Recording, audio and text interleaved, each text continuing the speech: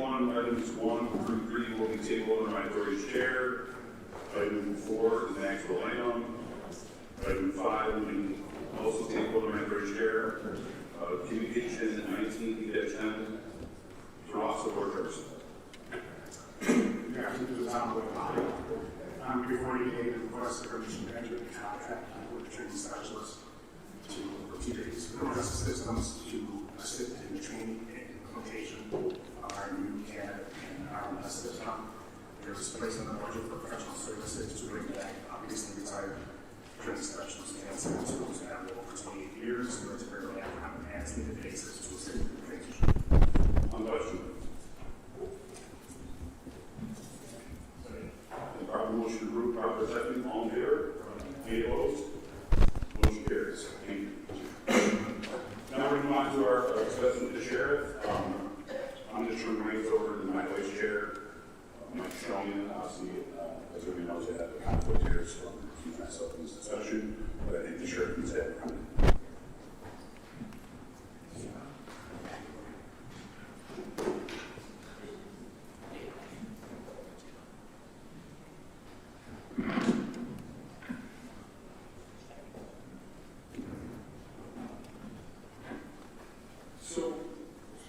Good morning, Sheriff.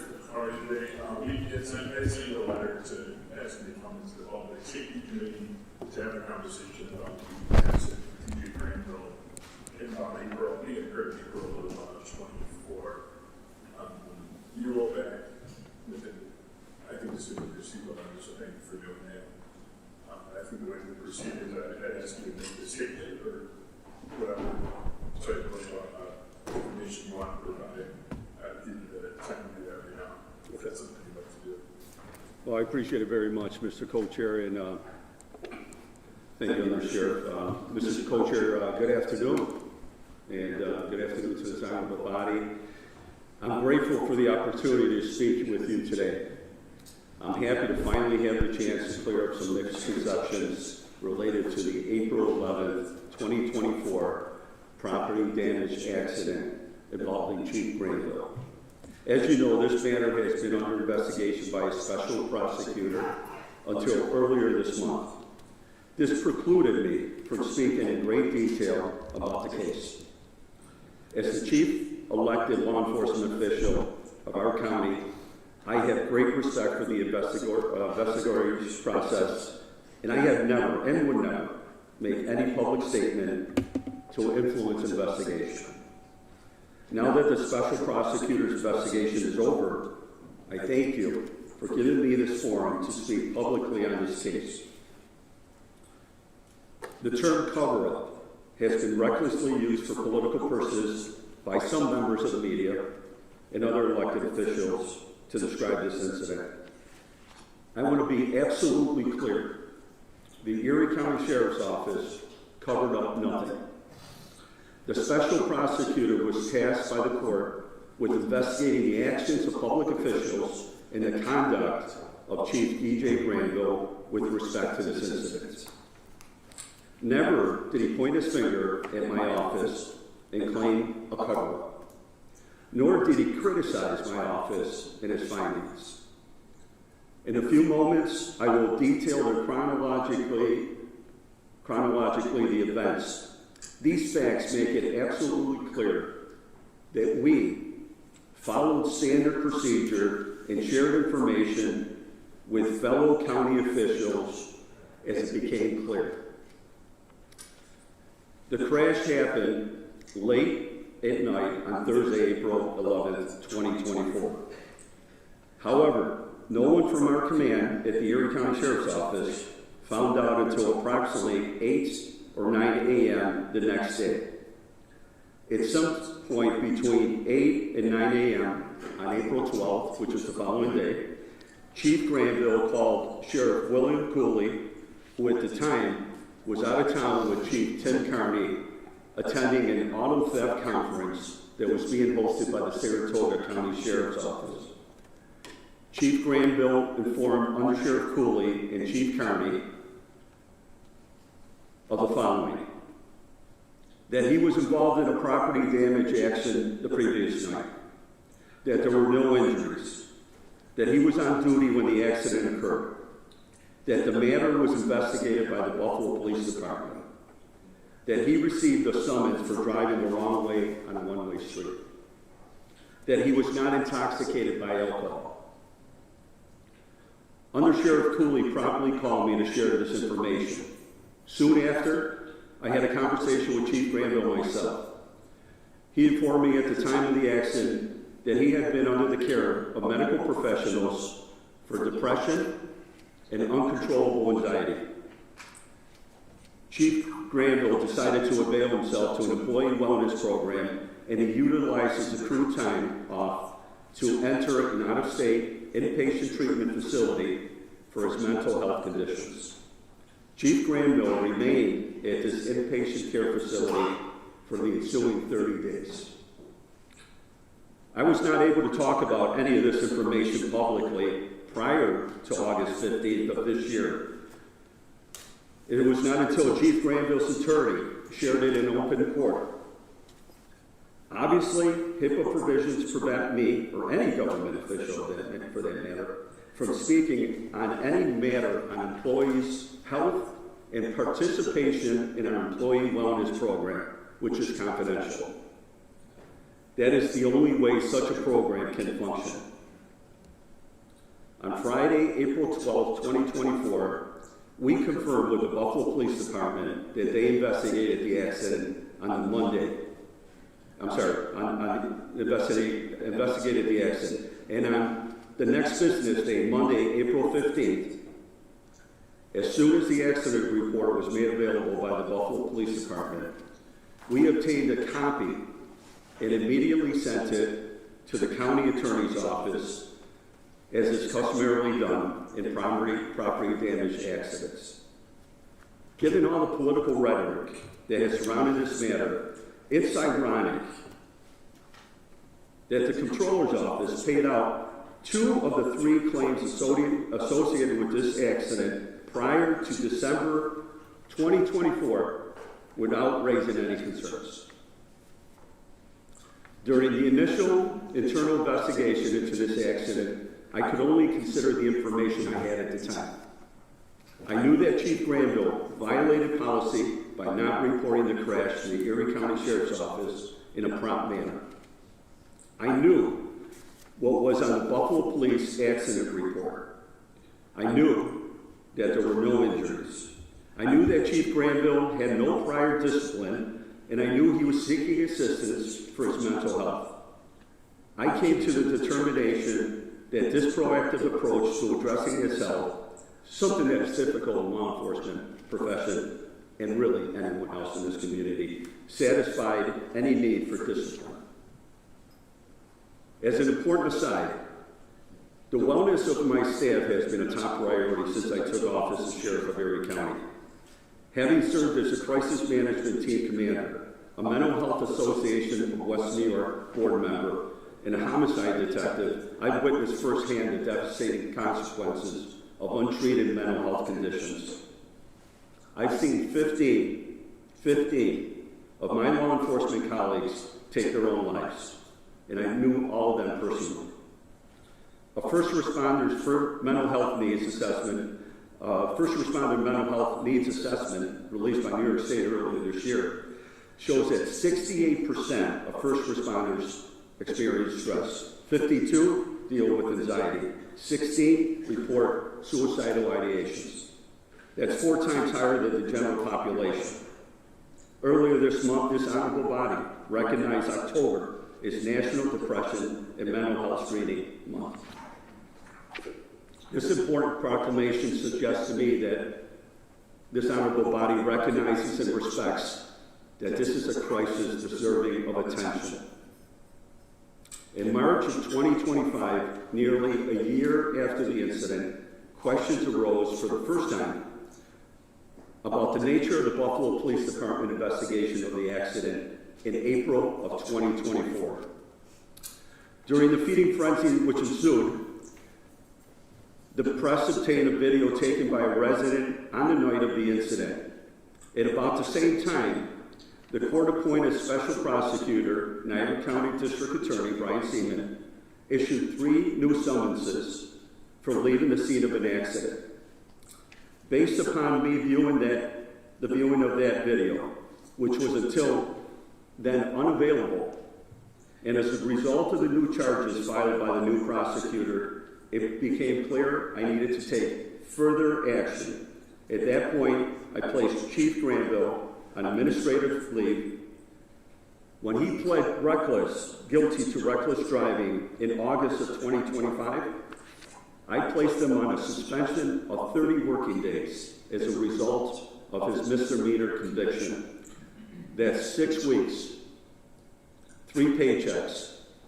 I also informed Chief Granville I felt very strongly that he should repay the county for any claims paid out as a result of this accident, and the fact that he pled guilty to the misdemeanor conviction.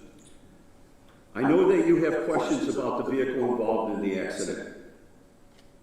We purchased the 2017 Dodge pickup truck using seized assets. The purchase price was $18,000.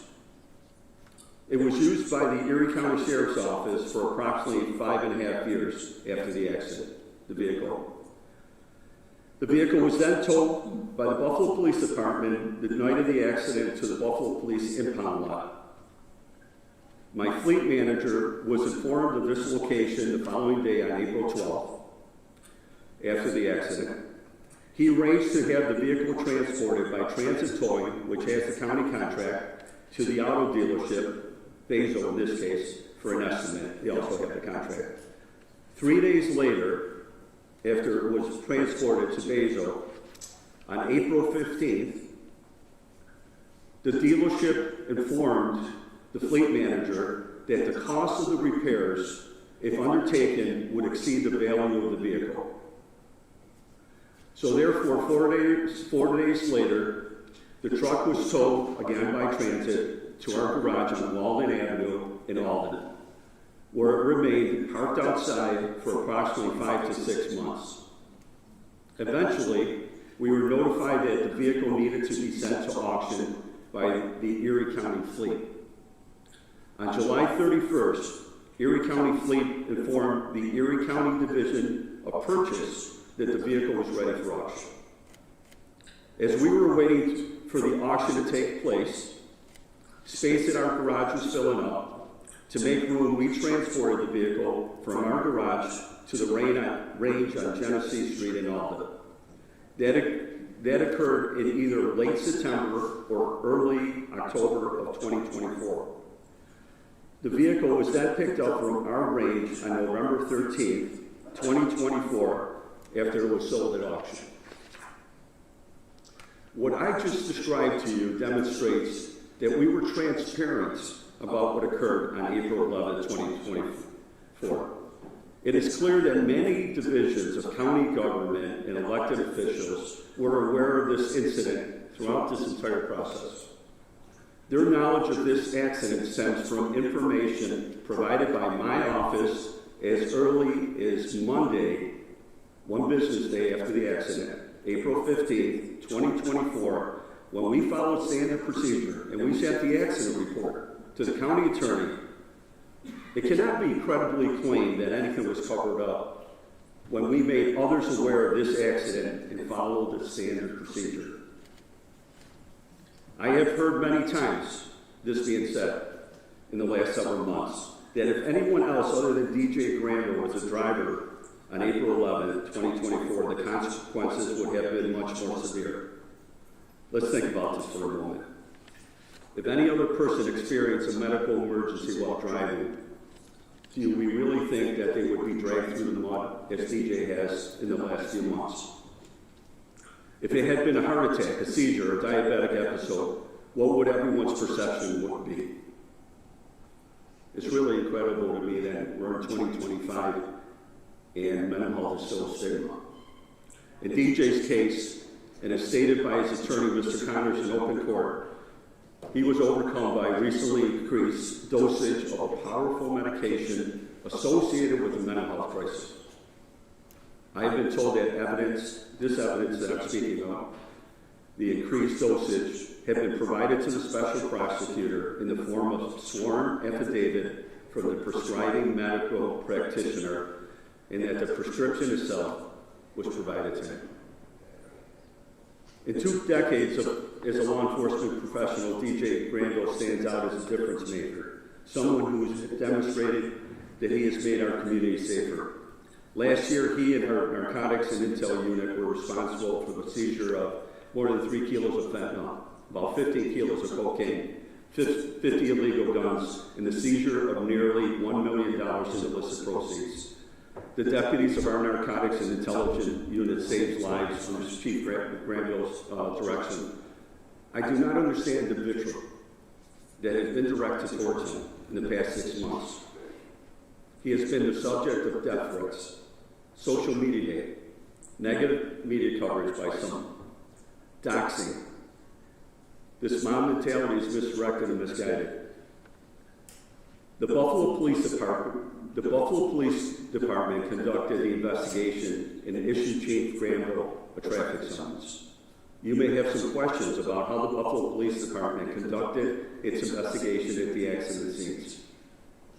But these are questions that cannot be answered by me, since we were never called to the scene. And we did not conduct the investigation. However, I'm here today. I appreciate your invite, and I'm happy to take any questions that I can answer. Thank you very much. Just briefly, I want to touch on a couple of things you mentioned. You talked about you received the accident report the day after the accident occurred. Who gave you the accident report? The accident report was completed by the Buffalo Police Department when it was made available. So the accident occurs early morning hours of April 11th, which is Thursday. We get notified Friday. We inform them to let us know when the accident report would be made available. It was made available on Monday, April 15th. We had a deputy pick it up in person at B District, take it over to the Chief of Police Services, Chief Timothy Carney, who then attached the accident report to an email and sent it over to the county attorney's office. It was received by an attorney there by the last name of Rubin, and then forwarded to County Attorney Jeremy Toll on that same day. You guys have a pretty large fleet. I imagine you have accidents with cars more than once a year. Is this the standard procedure that you follow when you have an accident for moving vehicles? Any car that belongs to the county mayor that has been purchased or leased outside even the Erie County Sheriff's Office, if we're notified, we respond.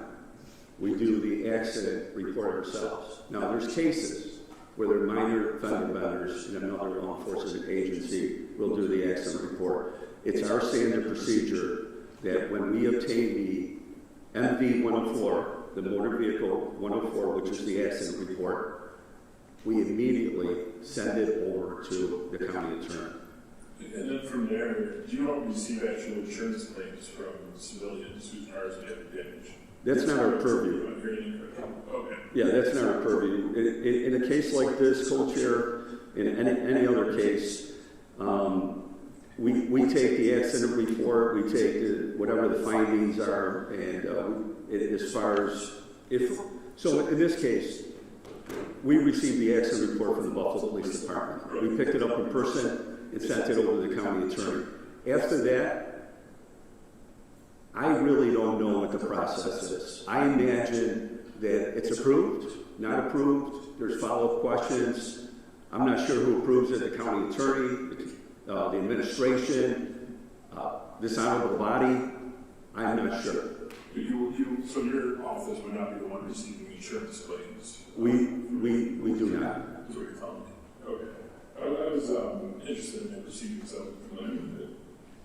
And the next thing another thing you mentioned was that the Buffalo Police conducted the investigation would it be fair to say that they weren't sharing evidence with you, or other than that MD 104 form, did you receive any other information from that? It wasn't clear to me. So the only, so in the time it occurred, we did not receive any information from anyone until Chief Granville called the undersheriff the following day, 8 to 9 in the morning. And then the undersheriff then called the Buffalo Police Department to determine, did this accident in fact happen? Was DJ Granville the driver? Was anybody injured? Was he intoxicated? What occurred? And those were the answers given. Now, again, this is something that the Buffalo Police Department investigated in real time, and that's the information we have. Thanks. With regard to the vehicle and kind of the aftermath of the vehicle, at one point you said it was moved out to a garage and the garage was filling up. What was the purpose of that garage? I mean, was that a garage where you store vehicles? Is that a garage where you repair vehicles? So, can you tell me a little bit more about that? yeah, our garage on Walden Avenue in Alden is the sheriff's police garage. Cars go there to get scheduled maintenance, to get lights put on, or lights taken off to have to go back to the whoever the leasing company is. Any car that's involved in any kind of criminal investigation, we put that car away. The reason I know that this car was at the Walden Avenue police garage was because in our investigation, we saw that it appeared in the cameras. That garage has cameras to safeguard the vehicles that are there. Once we were informed by Erie County Fleet and then purchasing that this car was going to be auctioned, then in order to make room, because I've been here before to ask for a police garage, as you know, that car was moved. It was routinely moved. So it was there for 5 to 6 months. It was then moved to the range, which we have, and then from there, the auction company purchased it in, I think it was November. So it was there for a month and a half. And then I guess it sounds like you determined you weren't going to do any repairs to that car. It was told that it wasn't getting worth repairing, so you're going to auction it off. So there's no reason to keep it in the garage. No, that car was taken to Basil, which is we contract with, and at that point, the repairs were greater than the value of the car. As I stated, this is a 2017 vehicle that was purchased for $18,000 back in 2019 or 2020. So, and you saw the damage to the vehicle. So at that point, it was auctioned off, and I believe the county was paid between $4,000 and $5,000. Thanks. We do have some questions. I'll start with Legislator Dupree. Thank you. Thank you for being here once again, Sheriff. But I wanted to speak about when you said the undersheriff received a call. Did you learn that his family member is the one who showed up to the scene from the phone call or from DJ? Or did you hear that from DPD or did Granville tell you? Granville told me so. Okay.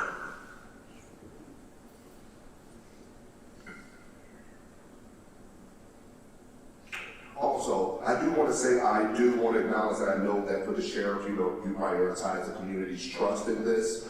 What have we been doing since this internally? What can you give up there any internal discussions to address this so these type of things don't happen in the future?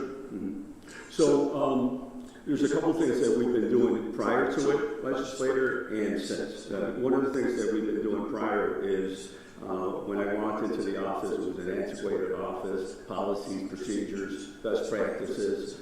A lot of the policies that were in place, if a new policy was then implemented, it was added to the old policy. We're working with the county attorney's office, I think, for the last 3 years, and having a special consultant, a law firm that's going to do a deep dive into all the policies, procedures, and best practices, and that's ongoing. But that takes some time because obviously, there's a big contract. So Initially, we were told and advised by the county attorney that we didn't need a bid process and we hired somebody and then we have to go back. But, and since then, anytime now that the narcotics unit activates, they contact Under Sheriff Cooley. In the past, the chief of narcotics would contact his immediate supervisor, Under Sheriff Cooley, when it came to obtaining a search warrant, executing a search warrant, needing SWAT to execute a search warrant, working with other agencies. Surveillance was not one part of that, but now we've integrated that as also an additional contact. Thank you. Hello, Sheriff. Hello, how are you? Good, how are you? Good. First thing I do want to address, I know mental health is a huge issue in our country, and I know specifically for law enforcement. So I do want to be very careful on the way I'm going to speak about the individual, especially if he's experiencing mental health issues. So my questions are going to be very much facts, nothing political. I just want to know yes or no concerning things, just to make sure that there's transparency and everyone receives the right answers. So the first thing is, was Granville on duty when the incident occurred? Yes or no? Yes. Okay. Do you know what time exactly the incident happened? They were on duty, he and his unit were on duty until 6 p.m. that day. And then he went back on right before 11 o'clock. Okay. And obviously he was driving the county vehicle. Usually, is that common for, I know this chief, is common for the chief to constantly use a vehicle, or do they switch off to their personal use? Like, if you can kind of talk about the reason he's constantly driving the county vehicle on that day. So your question is, So if he was at work from 9 to 6, he's using the county vehicle. yes, Did he use the county vehicle all day, or did he switch off to his personal and then went back and got the that's it. He has to take home 24-hour vehicle. Okay.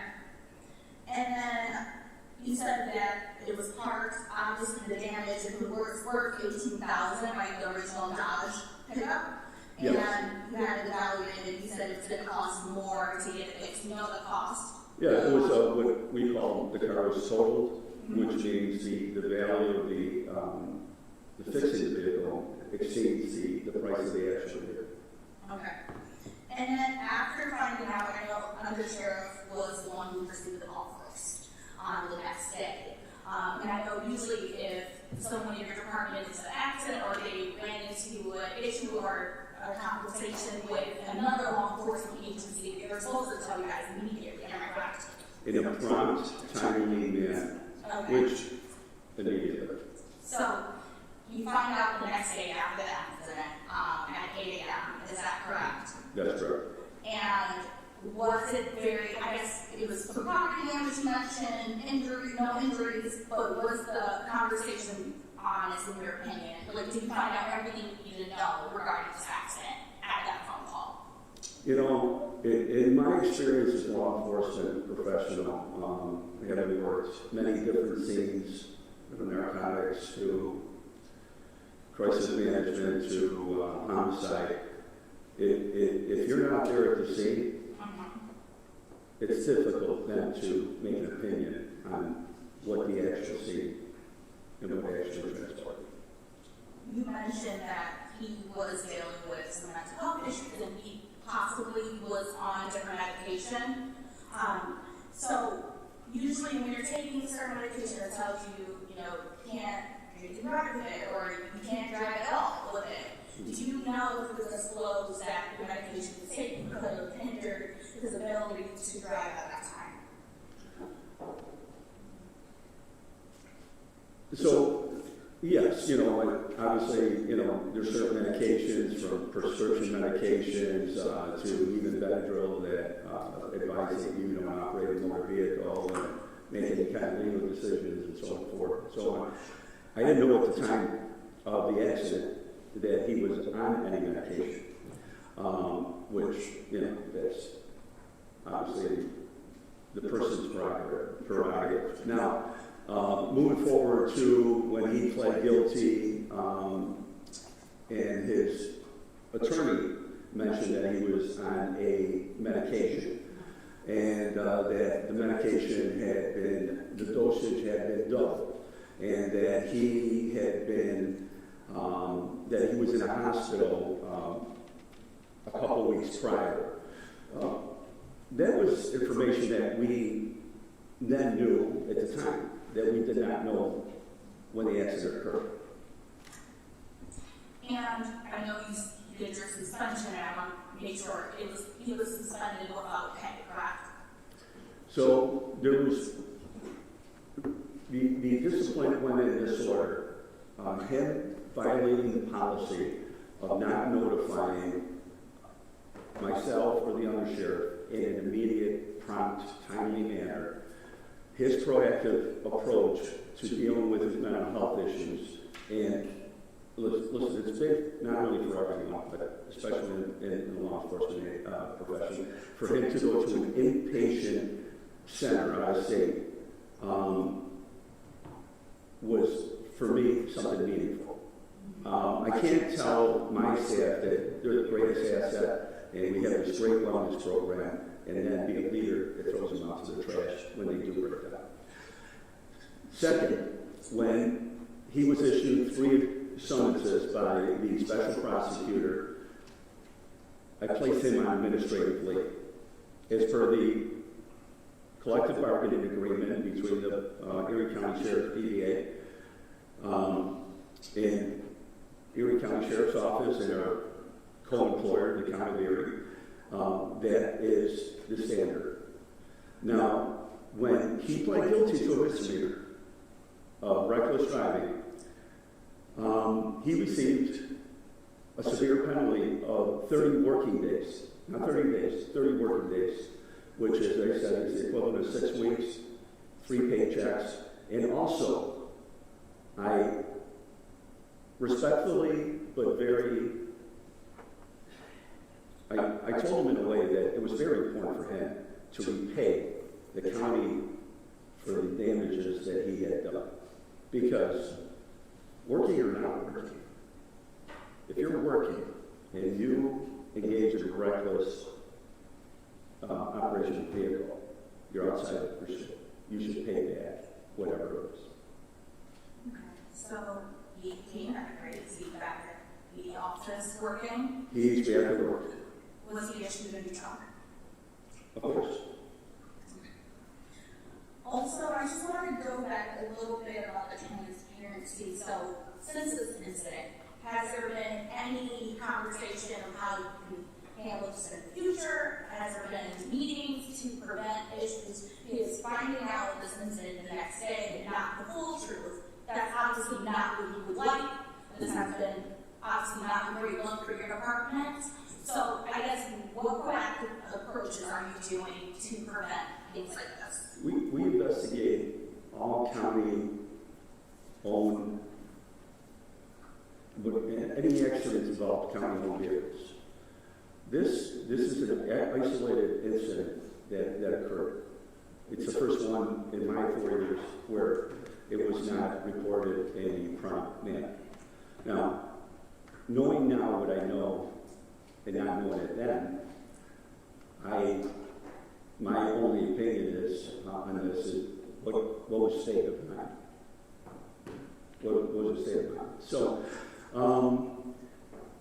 everybody knows that if they are involved in an accident in any way, and this is the whole county, be it a plow driver or everybody else, they have to inform their supervisor immediately. The Erie County Sheriff's Office then goes and investigates.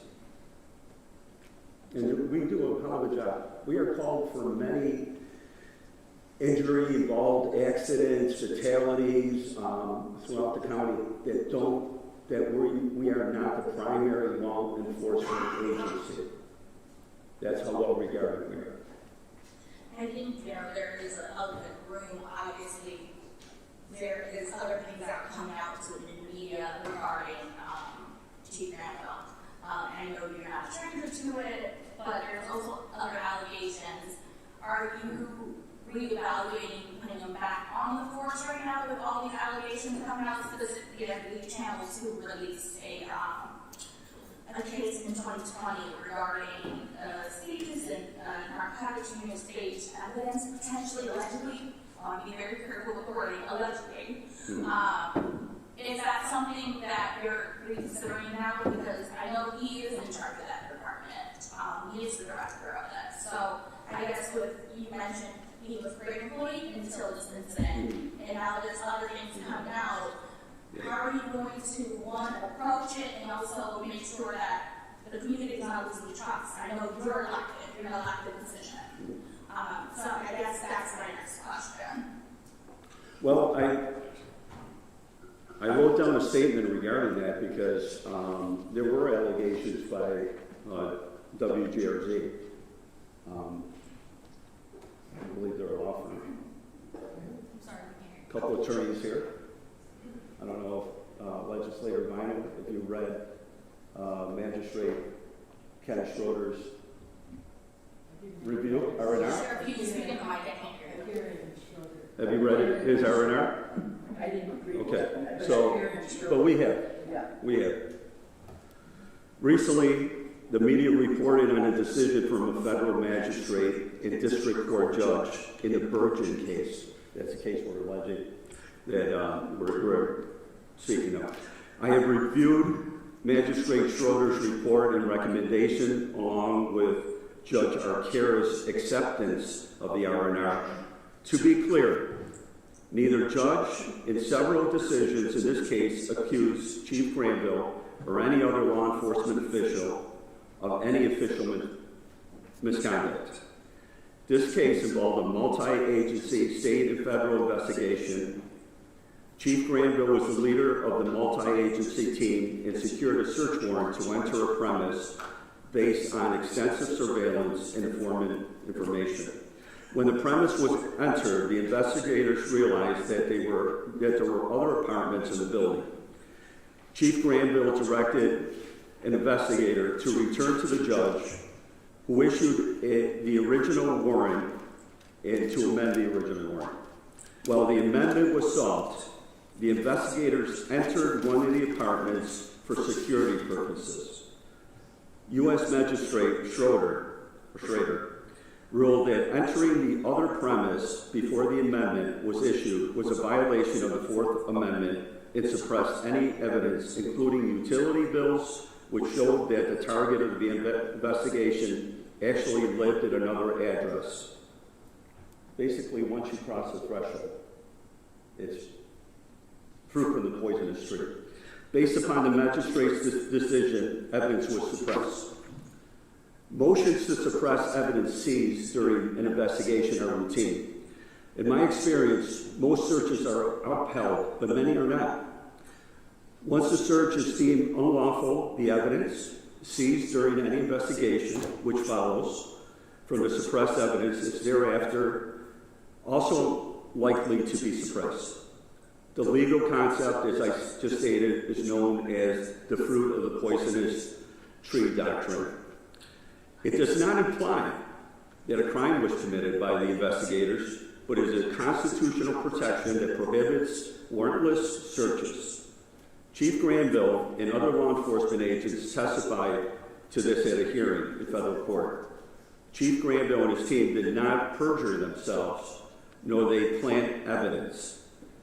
The evidence was suppressed because the second apartment was entered before an amended search warrant was signed.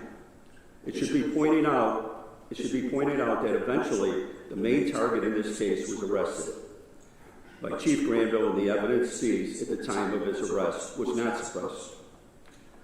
There was no explicit credibility findings.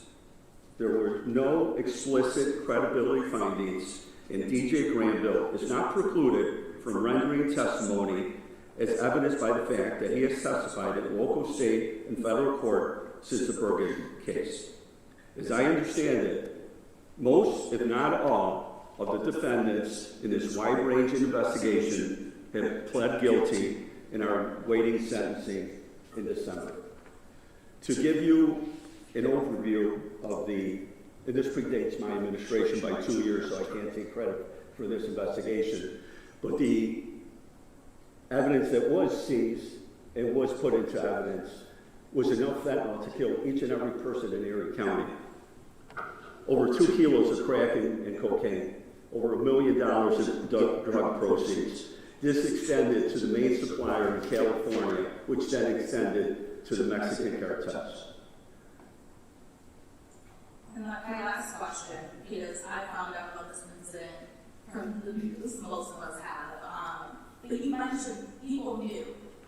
Like, who knew about this incident? If it happened, you found out April 12th, it happened April 11th. April 12th, you found out.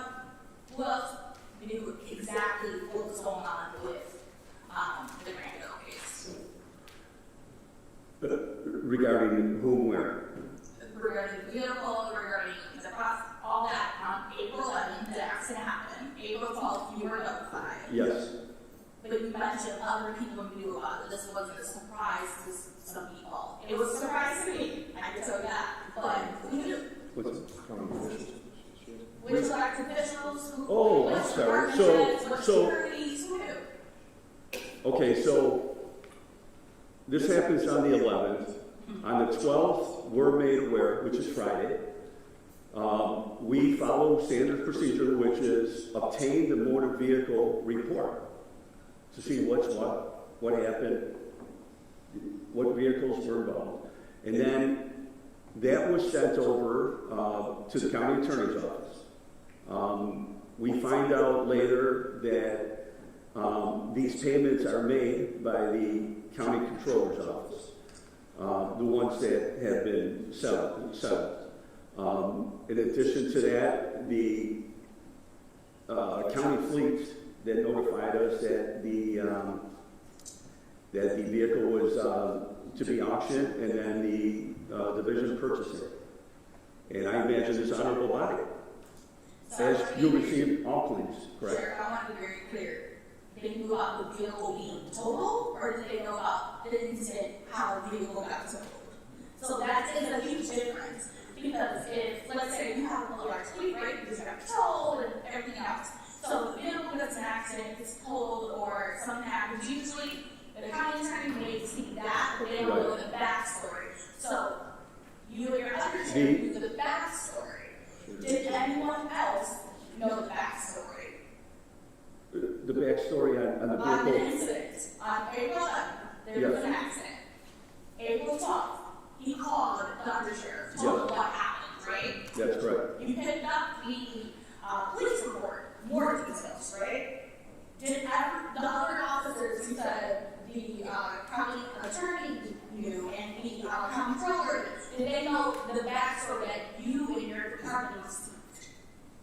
Not that the vehicle was totaled, but did they understand what happened and how it got totaled? I don't really understand the question. You mean in real time what was told?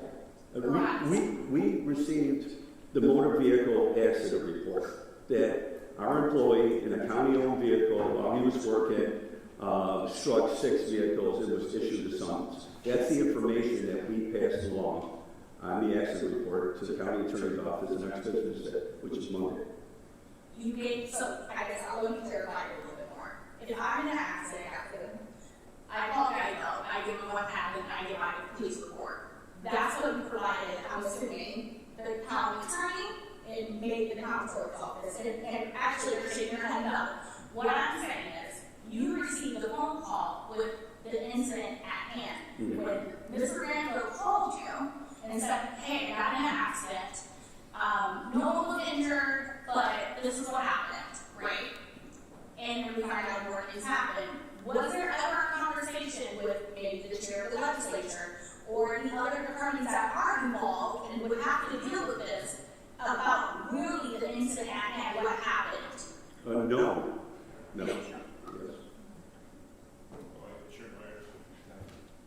Thanks, Sheriff, for being here. Thank you.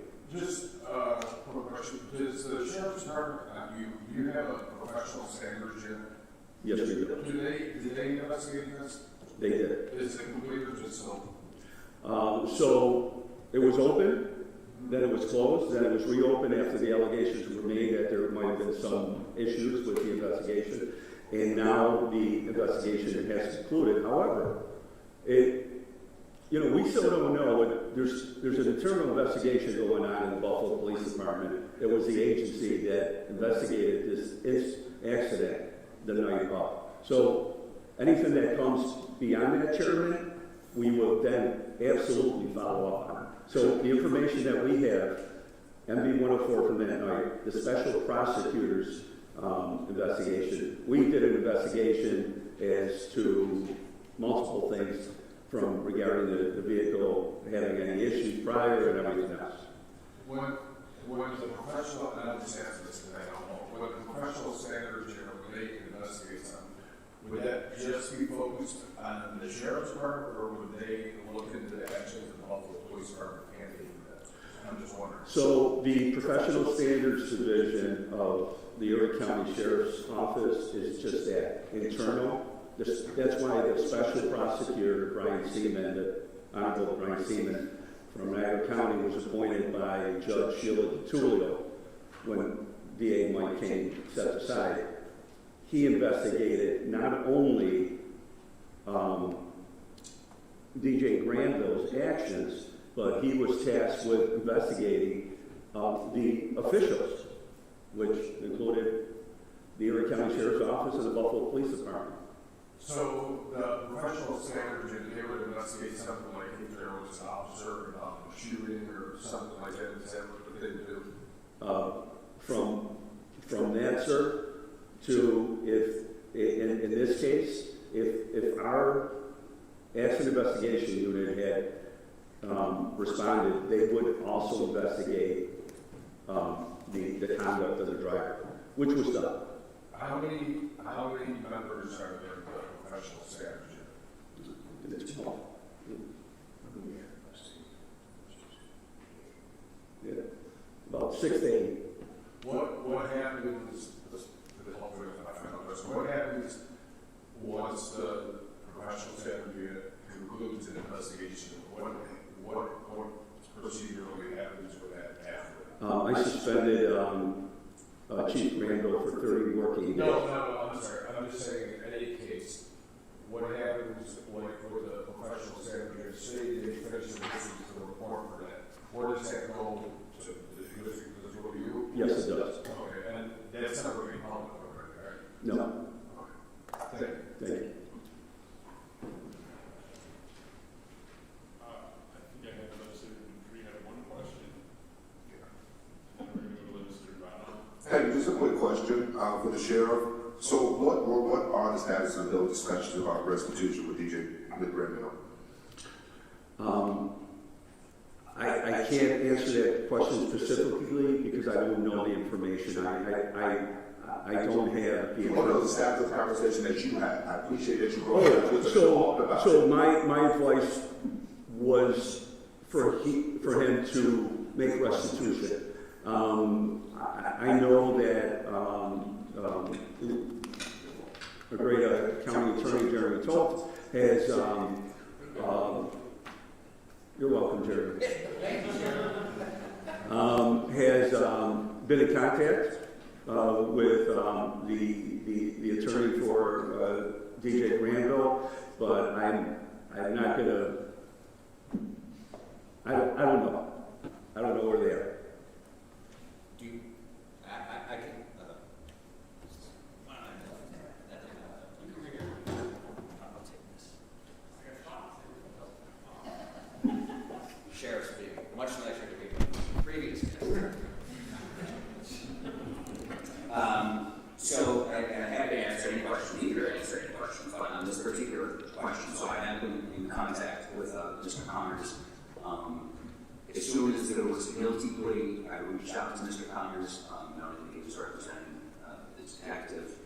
I articulated that the county's position is, as the sheriff said, now that there is actually a criminal conviction, that the indemnification provisions of public officers law no longer applies, and that it's the county attorney's position that Mr. Granville is liable for the restitution in a full amount, which includes the cost of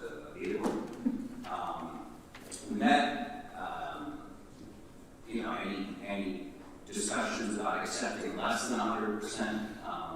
I said that was unacceptable, but that I was open to any type of restitution schedule payment plan.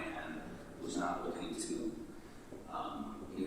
exact any more than what the county taxpayers are owed.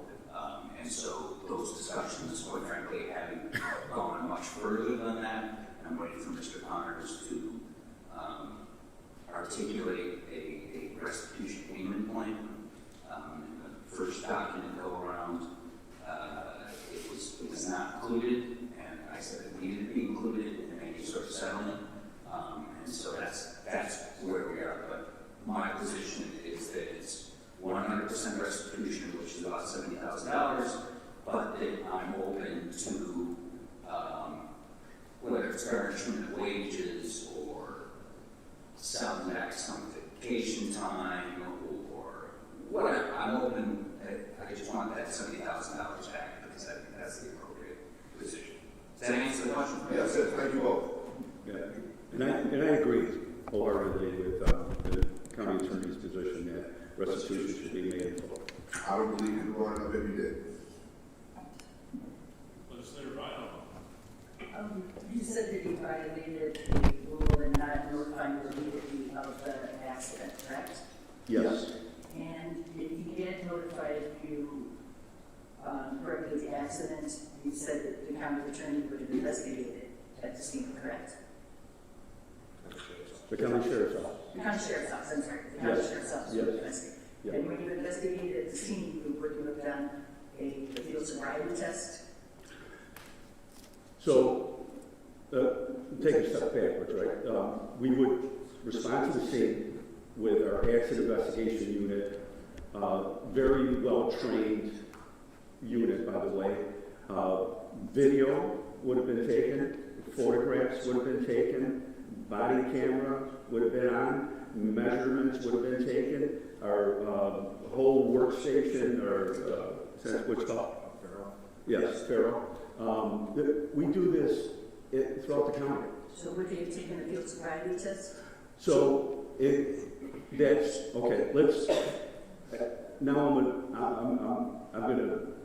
My opinion would be you're saying if he was in any way disoriented and everything else, right?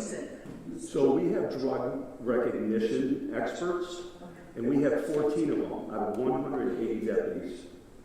Buffalo, 750 to 780 officers. They have 2. So we're called many times by other local law enforcement agencies, and they call the sheriff's office to have the drug recognition experts do a field sobriety test, because it's different from, the times where strong alcoholic beverage, slurred speech, glassy eyes, the whole motor coordination. There's more involved. This has happened within the last few years because people are, you're probably going to be surprised by this, but people smoke marijuana in their cars. There's people that do take medication, and they take a medication for pain. I just had my knee replaced 3 months ago. My wife drove me back and forth, in her car. So when you're under medication, there's something that you need to figure out as a law enforcement professional beyond the DWI. So my point is that would you have done the investigation of the field sobriety test for drugs, the drug test? Would you have done that had you been called to the scene? I can tell you this. If it was my employee, if it was my brother, if it was anyone, including Mrs. Toll, and they were intoxicated by medication or whatever, they would be arrested. Now, there's been cases, and I've been responding to this, where somebody has a diabetic episode. Now, there's a discretion. John, Yes. is that knowing that had he properly called timely, he would have been subject to that expert to look at him to see if he was intoxicated by drugs. And they would have taken measurements, they would have taken pictures, they would have taken body, and they would have done all this. was the fact that he didn't do that, wasn't that a red flag to you, that he was specifically trying to destroy evidence and hide evidence that was, over time, would go away? So if you drive Miss Vine, Legislator Vine, and you hit 6 cars, it's not your decision if you're going to jail or not. It's the responding law enforcement agency. Most of the time. Right. No, it's your decision? You must have a lot of influence. So if you get in a car accident. This case wasn't his decision. He decided to not call Cooley or not call you, and then therefore to not have that investigation done. Instead, he called his sister-in-law and had them not do a field sobriety, not do a blood test, not do a drug test, not do anything. Okay? This isn't, so I mean, I'm asking you in sincere honesty, is it your opinion that the reason that he didn't call was specifically to cover up the actual facts? Yes or no? I don't believe so, and I'll tell you why. Okay. There's 6 people that responded to that scene. And Yes. zero of which would cooperate with the investigation that was done. They wouldn't cooperate with those 6 people. Only one cooperated under the condition that she couldn't be charged. The other ones didn't. My reading of just what I heard from the DA's office from the report is that they couldn't prosecute that because nobody would cooperate that was there. And the reason why the internal investigation did it, they wouldn't cooperate. Even on TV after the conviction, he said that's the best I could do because none of the officers would cooperate with me. Okay? So it's not like they did an investigation, they were stonewalled for doing an investigation by There's many attorneys here in this room right now, in this chamber. Right. And you know that everybody is entitled to an attorney. And they had attorneys. So I don't know what the decision of the Buffalo Police Department and their officers were. That is not my purview. That is not my. You said you did an investigation. Yeah. You closed the investigation 2 days after. You opened the investigation, not when you had the red flag, but he didn't tell you about it. Not when you get 6 cars or 7 cars, 6 cars and one hit another one. You didn't open an investigation then. You didn't until it was on TV. Okay? So during that time, are you aware, when did he first, let me just ask you this, just point blank, when did you first were aware that he told you that he was operating the vehicle under the influence of prescription medication?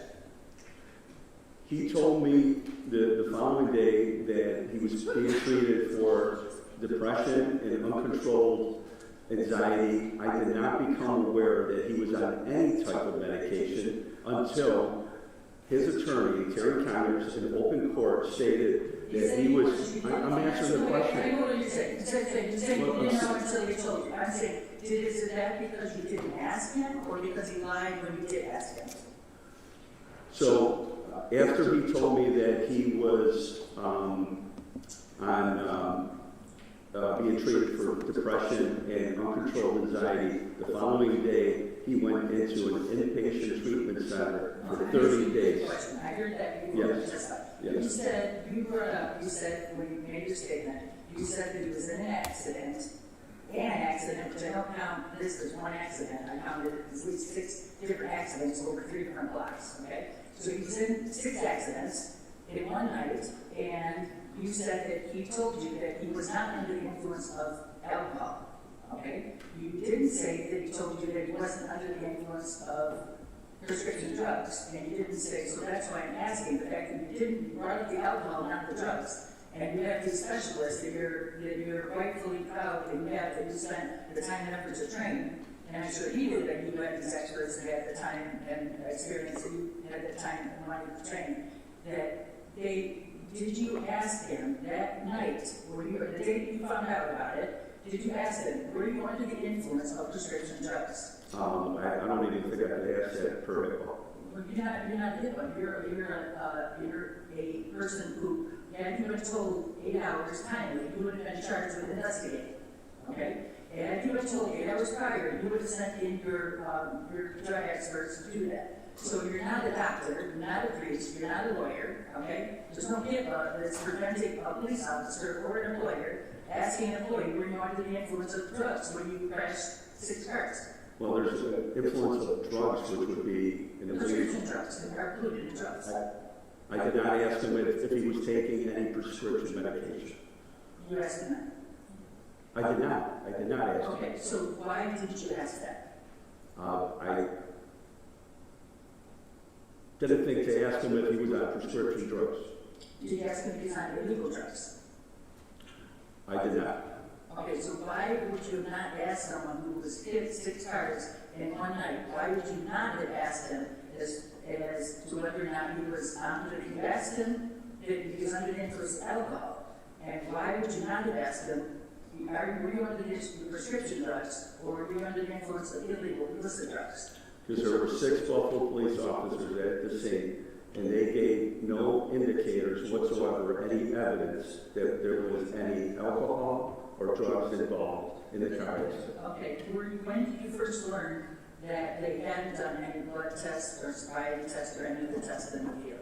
Well, obviously the next day when we were made aware that he received a summons for going down the wrong way on one way and that there was no other charges, then that tells me that nothing was. Does that tell you that there was, having that, the only charge when someone had 6 cars on 3 different blocks, that the only charge was that? Is that a red flag that there was some kind of cover-up or favoritism? So, are you saying that the 6 officers that responded to the scene were untruthful, that they actually lied?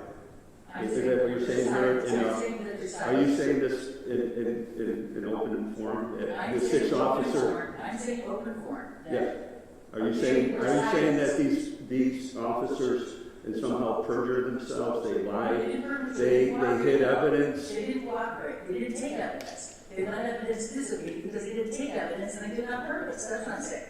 I'm saying they didn't do it unintentionally.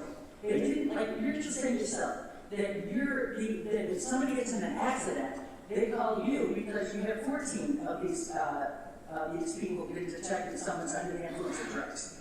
Okay? And you're saying, for some reason, in this particular case, they didn't.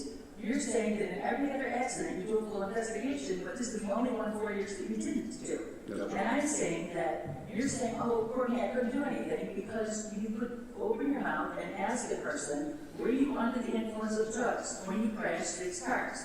And that person could say yes or no. And then you could ask them, were you under illicit drugs, were you under prescription drugs, or not any drugs? And that person would say yes or no. And then that's part of an investigation, okay? So then you say that aspect of it. Now you're saying that he was in the course of his employment, okay? So, and I thought that the district attorney in Erie County said that he wasn't in the course of employment.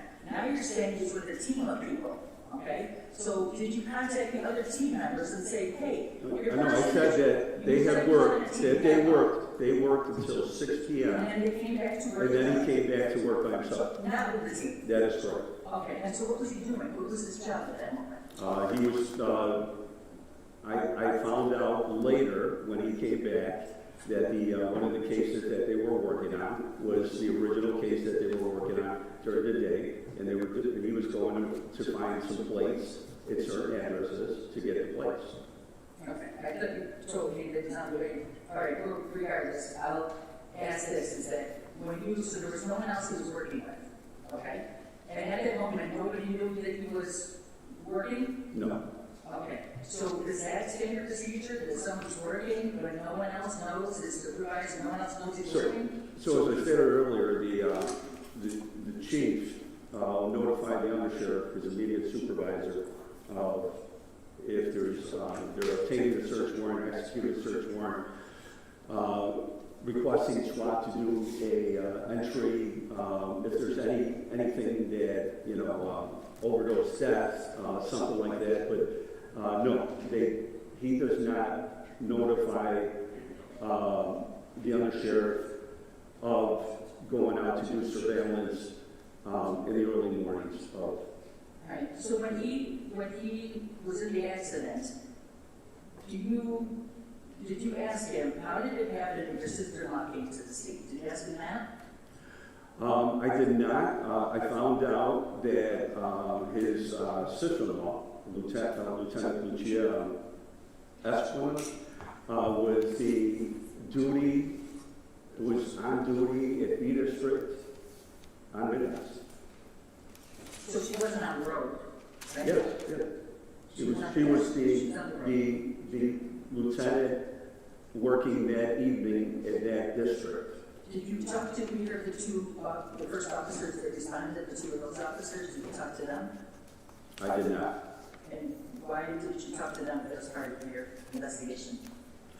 I explained that to Chairman Myers. Our Professional Standards Division investigates our people. It's the job of the Buffalo Internal Affairs Division to investigate the conduct of their officers. Did you investigate, did you talk to her and say, hey, did you notice, here are these factors that you notice if someone's under the influence of drugs, prescription or otherwise? Did you look for those factors? I didn't say, hey, You did not say, what you happened? say, No, Lieutenant. I did not.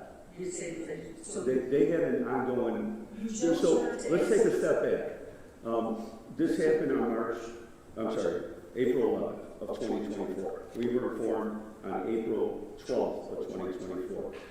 Then fast forward to March 11th, the Ides of March of 25, there was allegations made that there was something maybe that didn't go as it should have, okay? That was the first time, legislator, that we were made aware that there perhaps could have been something. The Buffalo Police Department had an internal investigation going on prior to that. After that, a special prosecutor was put in place to investigate. I know, So that's his But I took a those, second. You didn't talk to any of the, you It were just- here at the scene. they don't have to talk to me, okay? Buffalo Police Department, They can. They can. They're the only witnesses that were at the scene that you were not allowed to go to because there was a violation of. so I was not going to interject myself in an internal investigation that was being I'm not conducted. talking about the investigation of them. I'm talking the investigation of your officer who was on duty. And now these people are witnesses of the actions of your daughter who's on duty. I'm not saying that by her, coming to that scene, that might be internal investigation. By her telling the officers, stand aside, that might be their internal investigation. I'm saying you're the investigating. You already lost the first 8 hours, okay? You have somebody who was there during those first 8 hours to say, hey, what did you see? We have expert who can tell if someone's under the drug. What did you see? So you didn't ask her, you could ask her as a witness of the events, not just about her actions or whether her conduct was proper or not, but as a witness to her events. The Buffalo Police Department responded to the scene on April 11th with 6 police officers, one of which, yes, is a sister-in-law. Okay. It would be my thought that if there was any kind of criminal activity that he would have been arrested. But Why would you think that? You just- if there was any criminal activity, that he would be arrested. Okay, so you know he did, now in retrospect, you know he did commit a crime because he pled guilty to committing a crime while on duty. Okay, that's what you're saying today. He committed a crime while on duty. All right, he's not getting fired for committing a crime while on duty. He's not getting fired for not reporting something timely and denying you the opportunity to fully investigate. Okay? So when he didn't report in a timely manner and him proactively go into an inpatient treatment center, and me being the kind of leader that takes care of people that are suffering through mental health episodes, it was my decision for him to take that huge leap and do a 30-day inpatient treatment would be the discipline for not reporting an accident in a timely manner, 8 hours. Now fast forward. Once he did plead guilty to a crime, reckless driving, he was suspended for 30 working days. Okay? If you look probably around Erie County, Niagara County, all the counties around, there's people that are working that have pled guilty to a crime and they're Yeah, there's people who have, but this is a little bit different than just. This is an accident. This is an accident, and I just want to be clear about this. This is an accident. Well, it's like when you're pregnant. You're pregnant and you have 4 kids. You're pregnant one time. This was an I had 4 accident. kids. I worked in it 4 times. I Okay. had 4 kids. But if you had them all one time, Ms. Vinyl, you wouldn't have been pregnant once. So anyhow, listen, this was one accident. that involve multi-cars No, in it's it. not that, it's not that, no, that's Okay, false. well, could I finish my thought? Can I finish this thought? Why are you pointing at me? You're saying I should give him a break because of this issue. I'm saying, have you ever heard of the maxim, Sheriff? Have you ever heard of the legal maxim that flight begins as guilt? That when someone flees the scene, that they're evincing. You're a civil rights attorney, Right. and you're a civil rights attorney, and you're saying that 6 police officers covered up with no evidence whatsoever that they covered up a scene. I'm getting into this evidence. No, right now. that's what you're saying. I'm You're saying that 6 police officers are covering up a scene. Right, because flight evinces guilt, okay? You've heard that maxim or you haven't? I've heard that if I have an employee that gets in an accident, as if you have an employee in your law firm that gets in an accident or gets Dwight or whatever, that they're the ones that don't make the decision on what the law enforcement agency does. Is that correct? So if I drive today and I'm intoxicated and I hit 4 or 5 cars, it's not my decision if I get arrested. It's the decision of the responding law enforcement agency. And they responded, 6 people. 6 people. So you're saying that 6... with the DA's office. Why is that? Why do you keep on asking me what the actions of the Buffalo Police Department You are? keep saying, because you're bringing up, you're saying that because they didn't issue a ticket. Mr. Co-Chair, I know I was invited here, and I came here, and I think we're going around in circles. The actions of the Buffalo Police Department on that evening were the decisions and actions of the investigation that took place by 6 Buffalo police officers. I'm not going to guess. I'm not going to give you an opinion of what happened. I don't know. I wish it didn't happen. I wish you never got in an accident. I wish that we were called. However, the case is this. These are the facts. We were notified the next day. The actions of the 6 Buffalo police officers were their actions. It was investigated by a special prosecutor. And he did not find any wrongdoing. So I'm not the special prosecutor that could call Buffalo police officers in. And you know that very well. You're a former assistant district attorney, prosecutor, defense attorney. Let me ask you this question. Is that you completed your investigation into the matter a couple of days after the guilty plea, that pleading guilty to committing a crime while on duty, okay? You concluded your investigation a couple of days after that, correct? Yes, and we're awaiting the results of the Buffalo Police internal affairs investigation. Okay. And do you have a file that contains your investigations and conclusions with regard to the investigation that you carried on for a number of months? Can you repeat that? Did I Do do you that? have a file that contains your investigation and conclusions of the investigation that you were conducting for several months?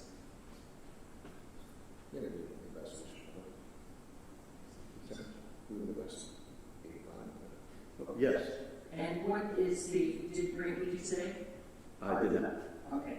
What are the contents of that investigation file? There's several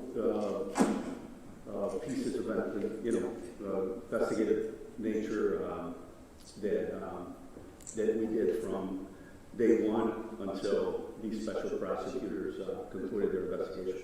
Is there one statement in that investigation file? I'm sorry? Is there one statement that was taken from anyone?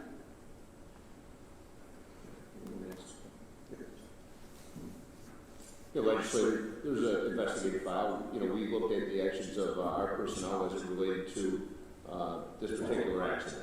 What did you look into? Did you take a statement from him? From Chief Granville? From him? What statements did he take? Chief Granville made a statement.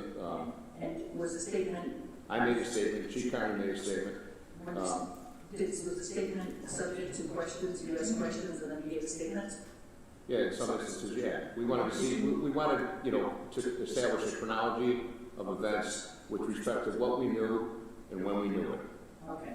So did you ask Granville if he was under the influences of legal or illegal drugs at the time of the accident?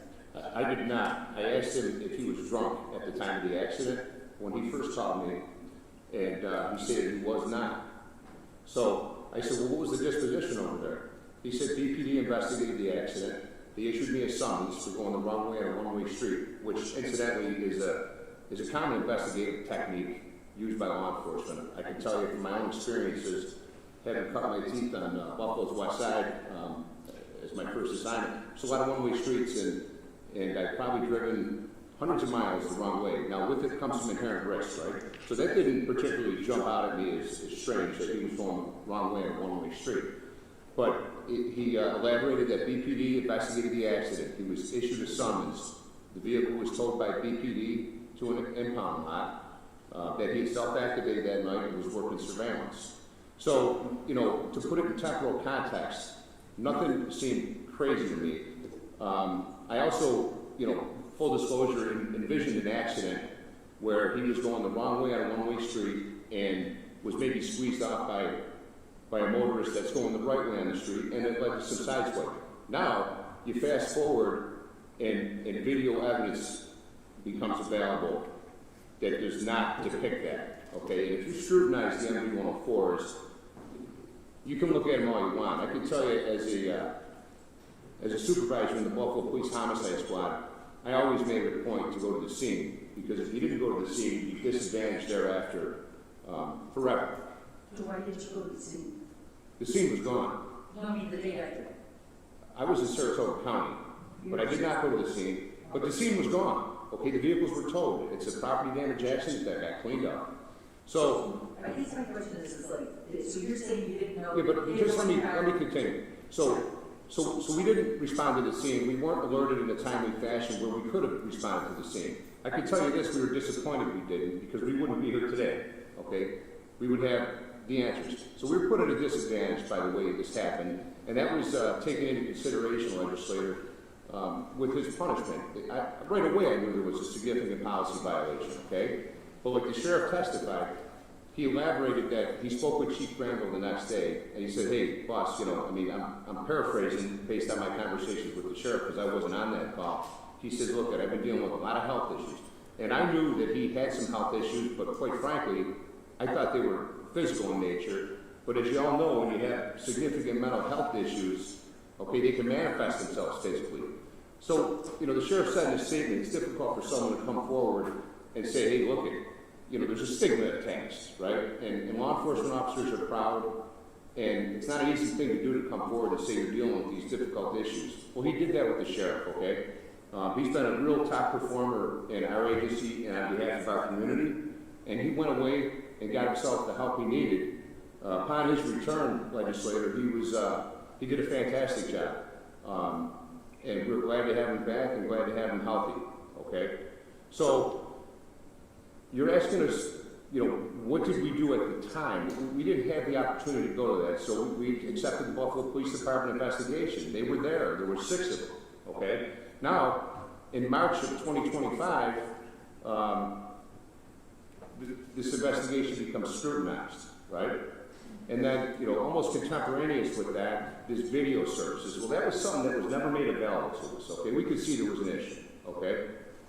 And then Terry Connors explains the issue at hand in court, and that makes sense, okay? Because I can tell you that when you watch that video, you realize someone's overcome by something there. You know, there's been a narrative that he had been drunk.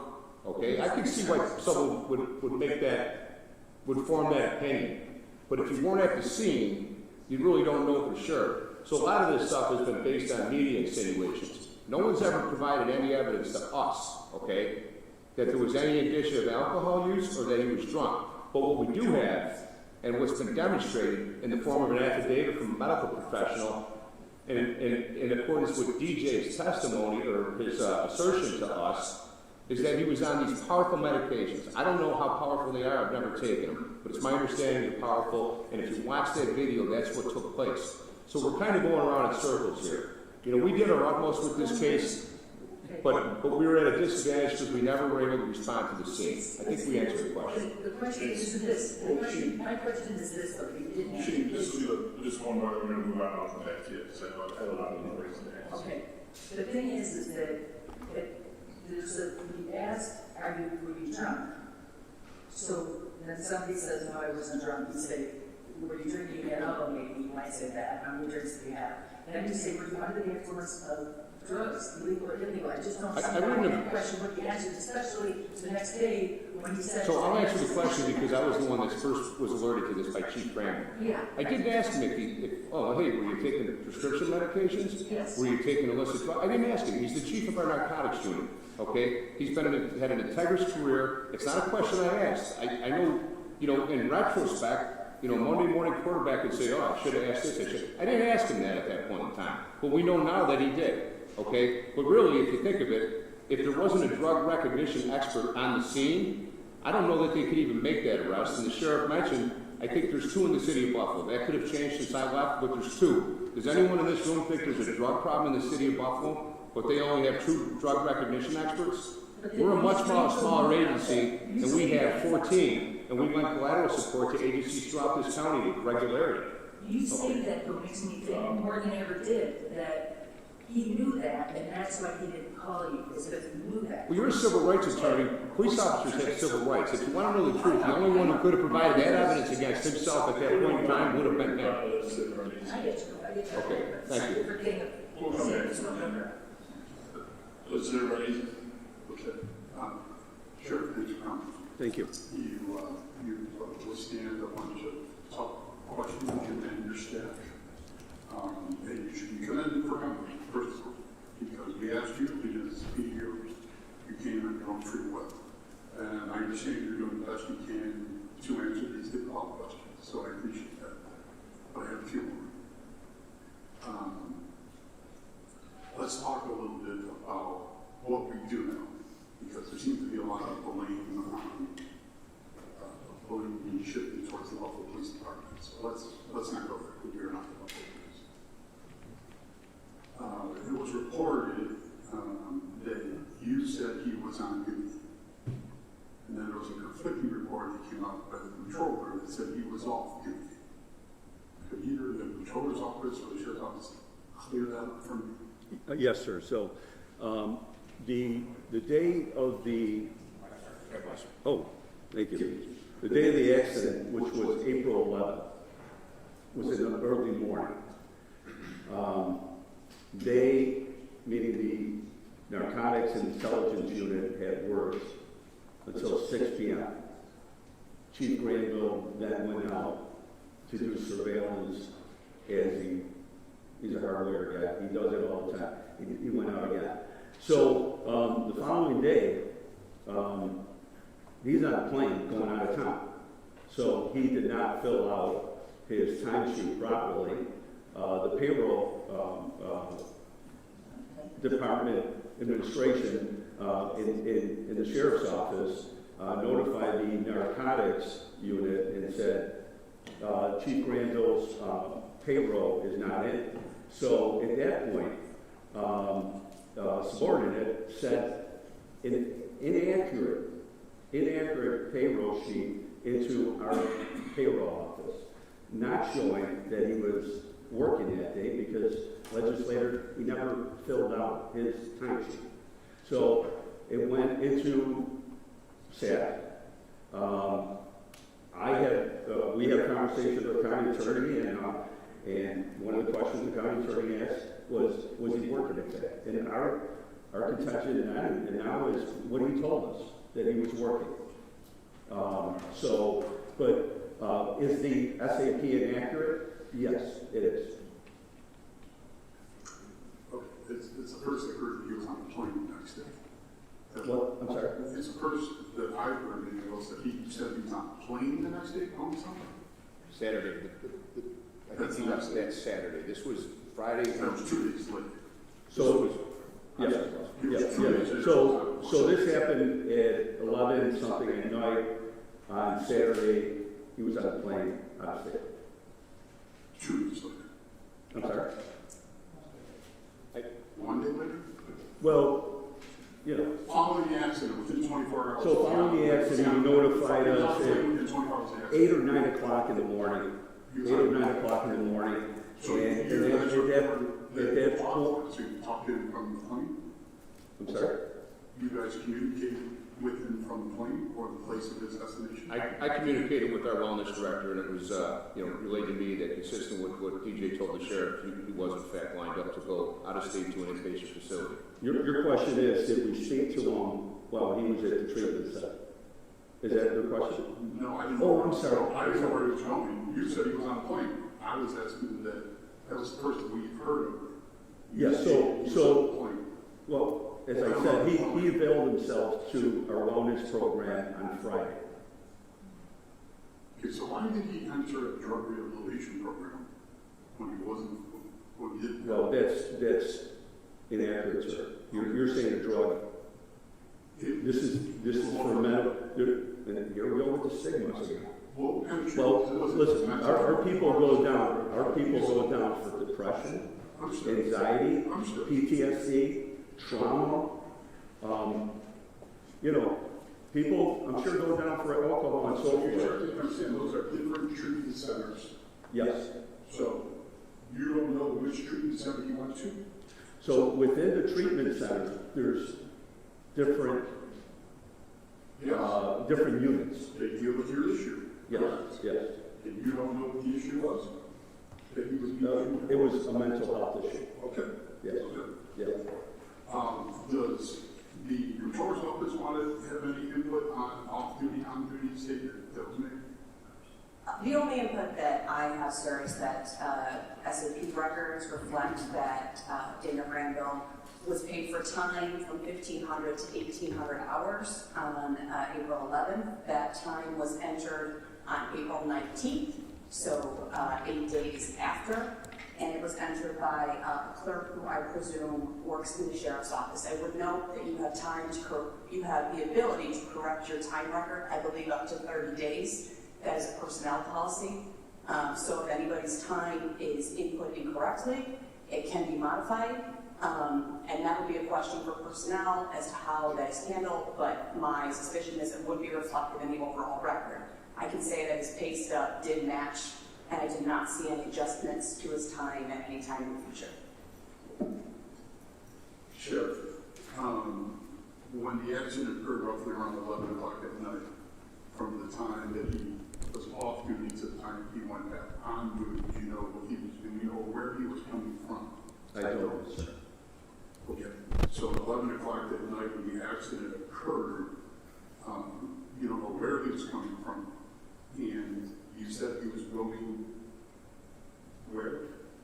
Going where? Yeah, where was he going at 11 o'clock at night? He was going to check some addresses to get some license plates. In the neighborhood he lives in? I'm not going to speak to that. Okay.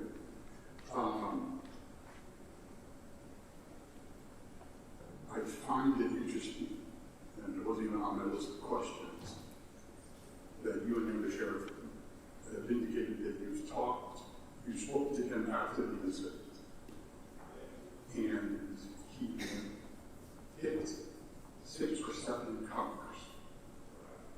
That's not wrong. And neither one of you or you or someone from your office said, were you drinking? Was there something but hitting the car, backing up, going down the road, hitting another car, backing up? That's not wrong. It's not. It's not. And you're saying that it was strictly on a medication issue, medical. That's what the his defense attorney and a medical professional in an affidavit and whoever prescribed the medication and the prescription for the medication was all given to the special prosecutor. That's how we became aware that he was on a strong medication which had been doubled in dose after he had some physical issues due to whatever anxiety and depression he was suffering and went to the hospital. And then the medication was killed. Now, I don't know what the medication is. I could guess as far as what medications there are, and but that's not a question the next day that I thought to ask somebody who's been a solid person for 20 years. My question was, were you intoxicated? What happened? What's that? If he was intoxicated, yes. I did ask that question. Asked the undersheriff, because that's a question you would ask. I wouldn't ask, hey, were you on some sort of medication or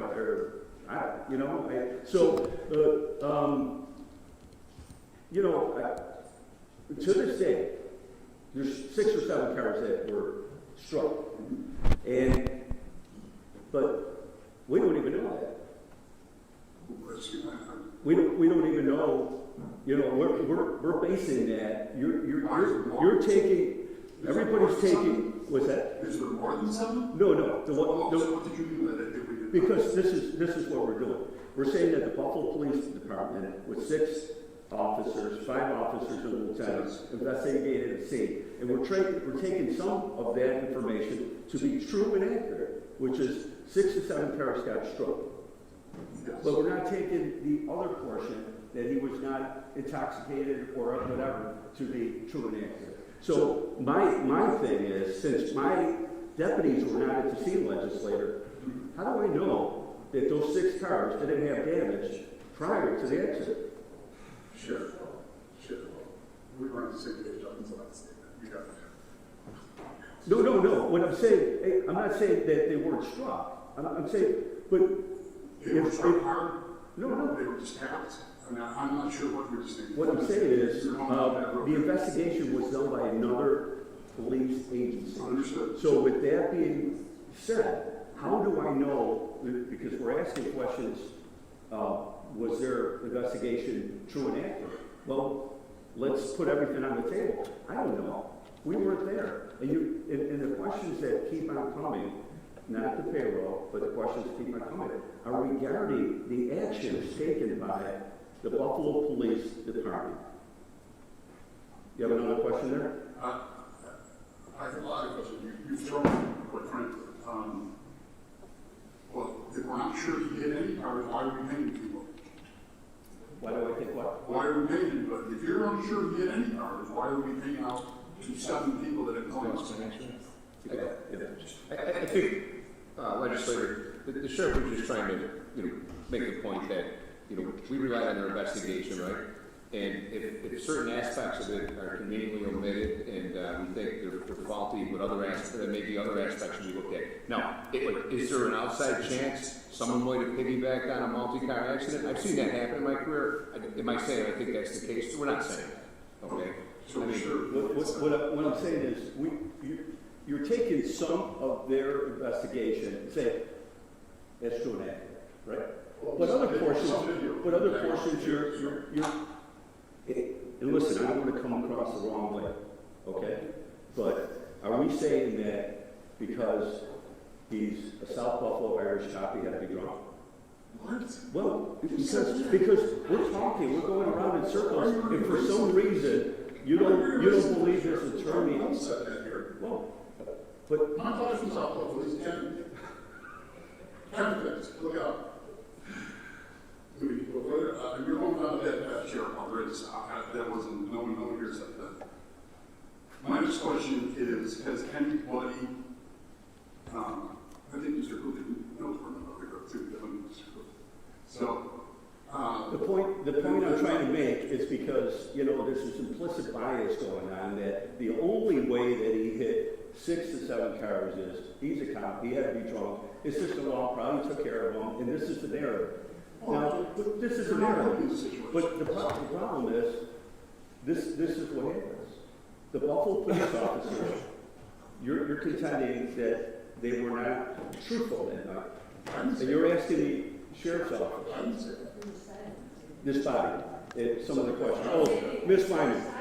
Ms. Lyman, yes. I think we're going in circles here. Legislator, He didn't say Please. I'll consider the legal. We'll come back to you. I'll let you. Thank you, Chair. I appreciate it. I want to thank you guys all for being here. I realize that, we haven't had the opportunity to have this conversation publicly, and I think, your opening statement gave a lot of information that prior I didn't know, and I, did not have all the facts of the situation, so it's helpful to know. My first question was going to be about the on-duty and off-duty, which I know in the public that is very confusing. It seemed like there was a lot of confusion between your office and the controller's office.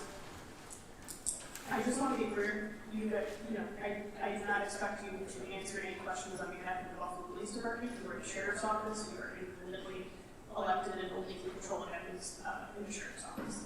I understand that if Chief Granville did not reach out to you immediately, you did not get the opportunity to respond. In that situation, would it have been usual to have the Buffalo Police Department call you and say, hey, we need you there, we need you to do an evaluation? I'm not asking you to hypothesize, but in a call like that, would they typically make the call to you to give an evaluation? Would it be normal to call our agency? Yes. The Buffalo Police Department? Yes. I wouldn't say it would be normal, I wouldn't say it would be abnormal if they did. This particular instance, it didn't happen. You gotta remember, it's midnight, and, they handled the investigation. Having spent, the sheriff and I both spent our careers in the Buffalo PD, even a multi-vehicle property damage accident oftentimes just is not a priority. And I don't want to say they take it lightly, but the reality is they're inundated with much more higher priority calls.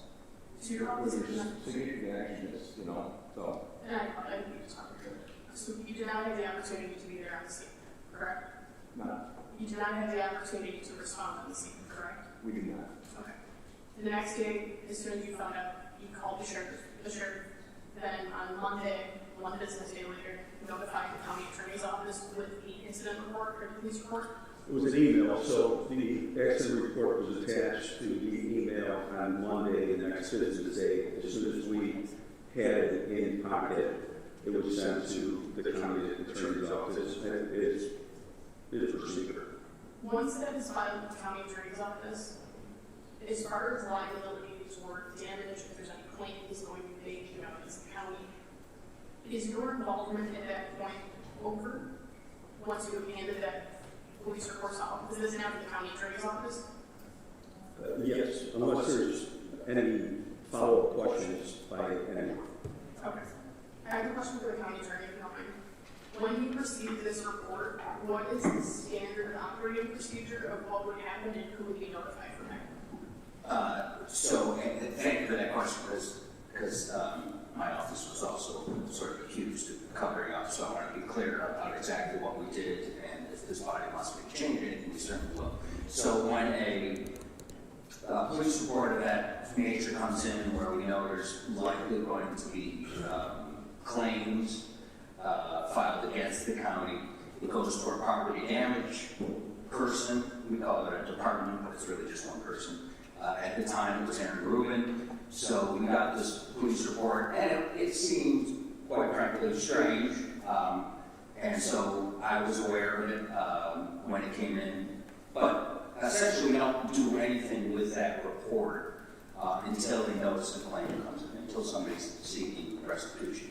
And then at that point, we do sort of our normal due diligence, which in this case involved getting the police report, which we had, but then talking to the detective, reviewing any documentation that the claimant gives to substantiate the cost, and we make a decision based on that, whether or not we need to pay out the claim or reject the claim. Sometimes we'll negotiate a settlement, but in this case, given the facts that we had, which as the sheriff said, I mean, those are the facts we had. The facts that we had at that time were on duty, no criminal conduct. And those are all the facts we had. So with property damage, a little bit of a clarification here. So all notices of claim of discrimination and personal injury are filed with the County Legislature. We do not send across the street the property damage claims. And so this body was not alerted because this was a property damage claim. We base that on, there's a resolution from I think the 90s that the legislature passed asking for all lawsuits to be filed. And the interpretation of that before I was here was any notice of claim with personal injury or discrimination or an actual lawsuit.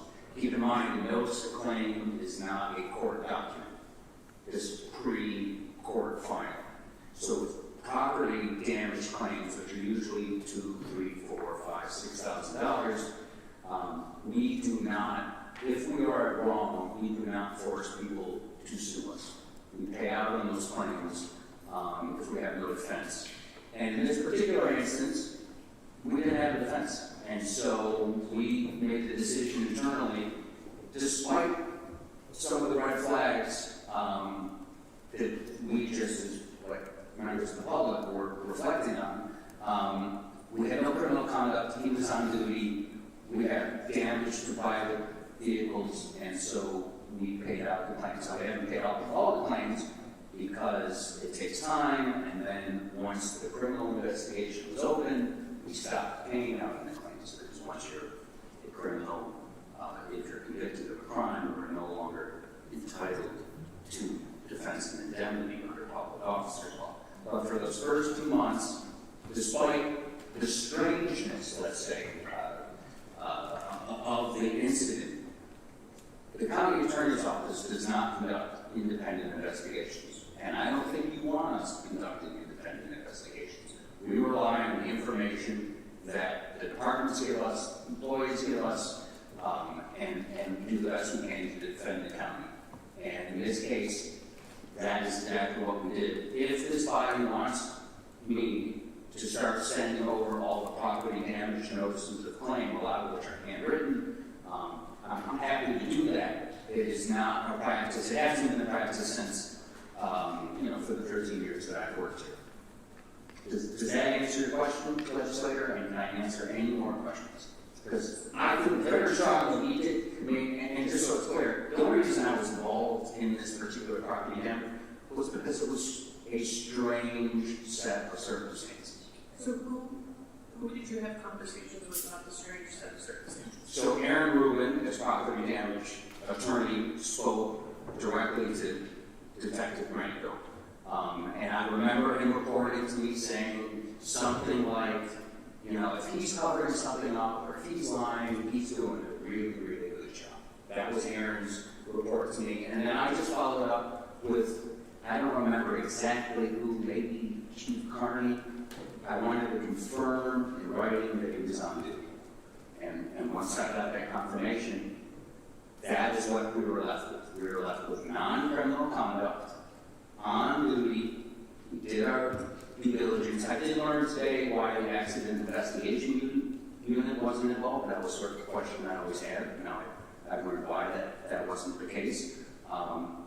But aside from that, you don't want, I don't believe you want the county attorney's office questioning employees, questioning departments. That's not my question. I'm not asking if you're frustrated or purpose. I'm asking if you had any conversations with the controller or the county executive's office about your concerns. No, I didn't. We treated this, we made the decision, I made the decision very early on to treat this exactly like I would treat any other property damage claim. I did not alert this body because, there's unusual circumstances. I don't think it would have been appropriate for me to run next door and tell the county executive, I'm not in the gossiping business. I've got to represent each and every officer of this county to the best of my ability. And so I did not alert the county executive. Because I don't alert the county executive. We get dozens of property damage claims in all the time. I didn't run to the controller's office and say, hey, you'll never believe this. And towards that point, the controller pays out all the settlements that they don't have a choice. I signed a settlement agreement. They don't get most of the documents. They have no idea what I'm settling. That isn't their role. So, they didn't know what they were paying out, and they never know what they're paying out. that's on me and my team. But no, I did not alert anybody. We talked about it internally, very deliberatively, how we're going to treat this, and we decided very consciously to treat it exactly as we treat every other property damage claim, which unfortunately there's, many. Did you get a notice of claim regarding this? So in the end, we got, I believe they came in, I think there's 7 separate notices of claim and or index numbers. We settled all the notices of claims. The index numbers came in as subrogation actions from the insurance company, meaning they paid their insured money to fix their car, and then they sued the county to recover that cost. And I have not paid out all of those again because we were waiting. It's that criminal investigation and the conviction. And so I'm sort of slow rolling it as I deal with Granville's attorney to get restitution.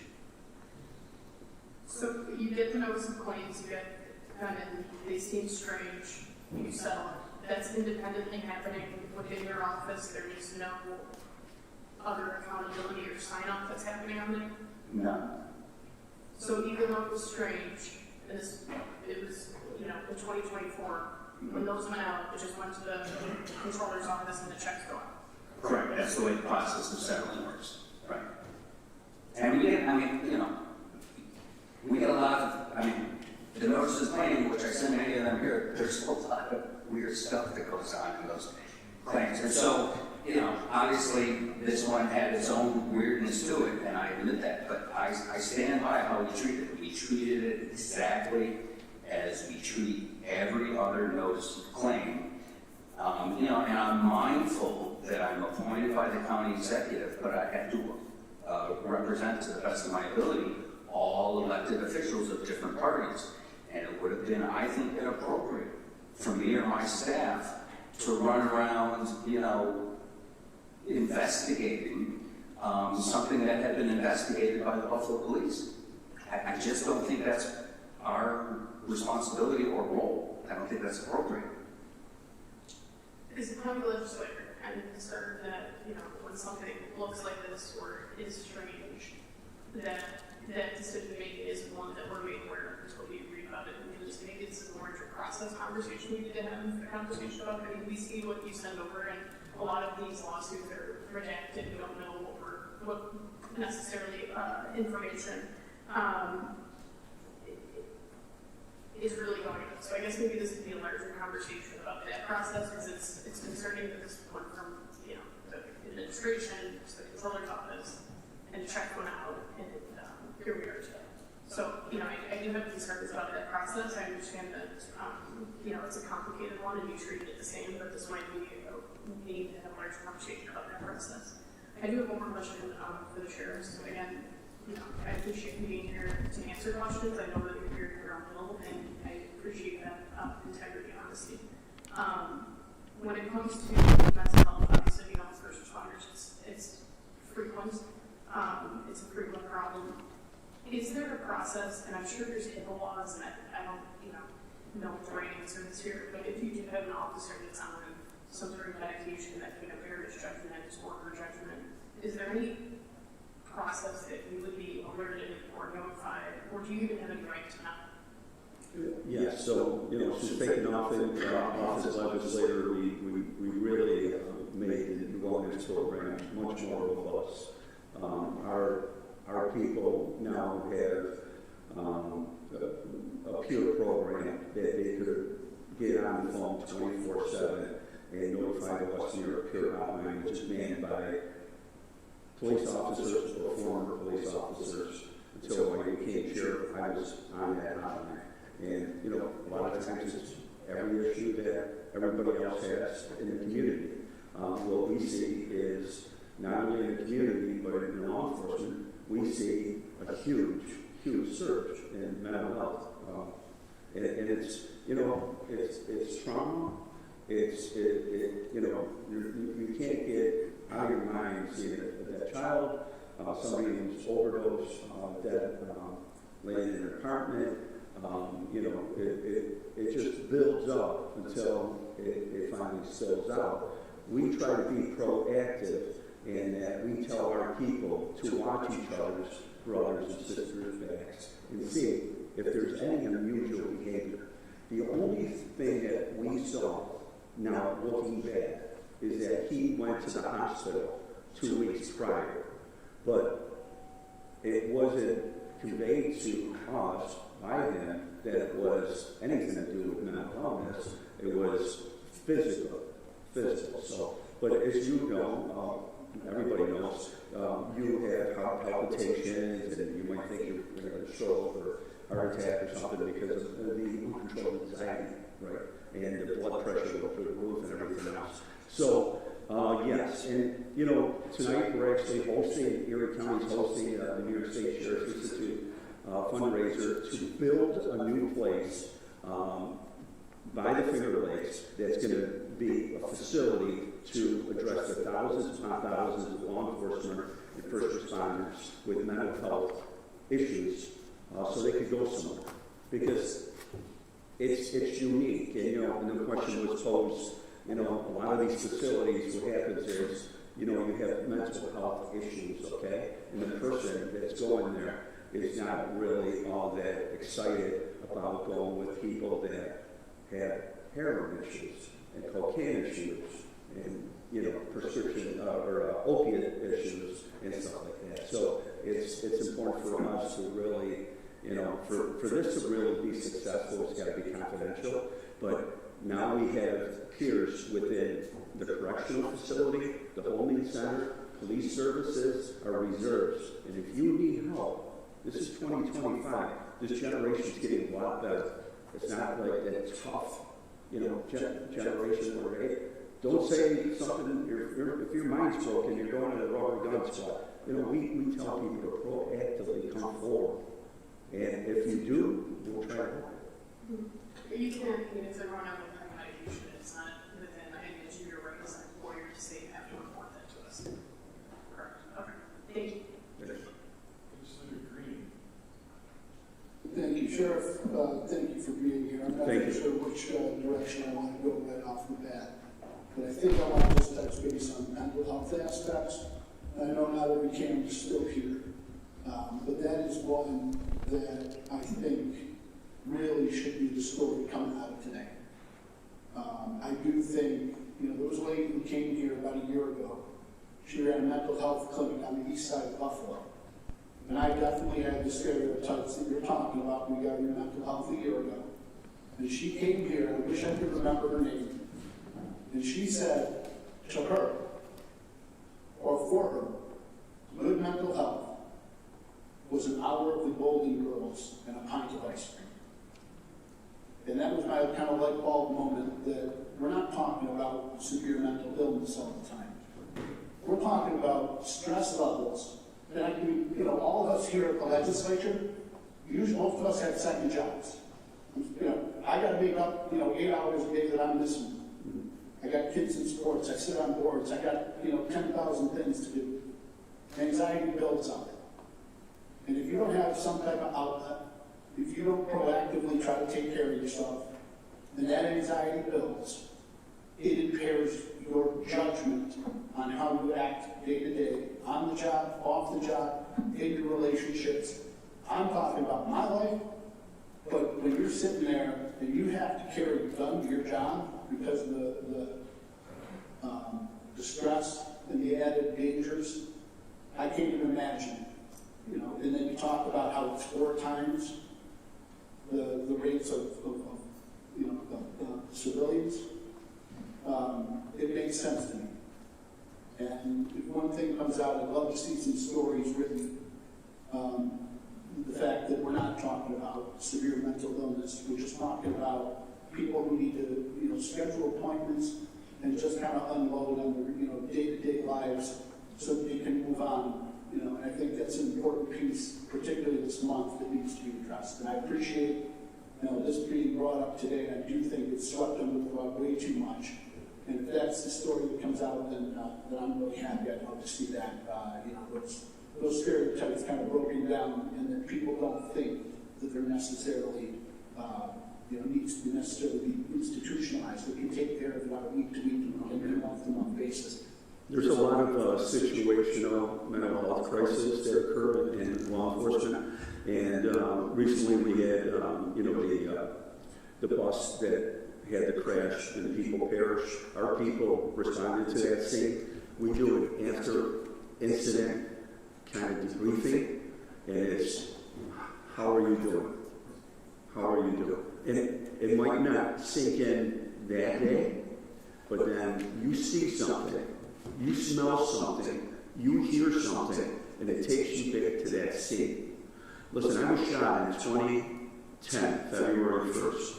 I experienced those issues firsthand.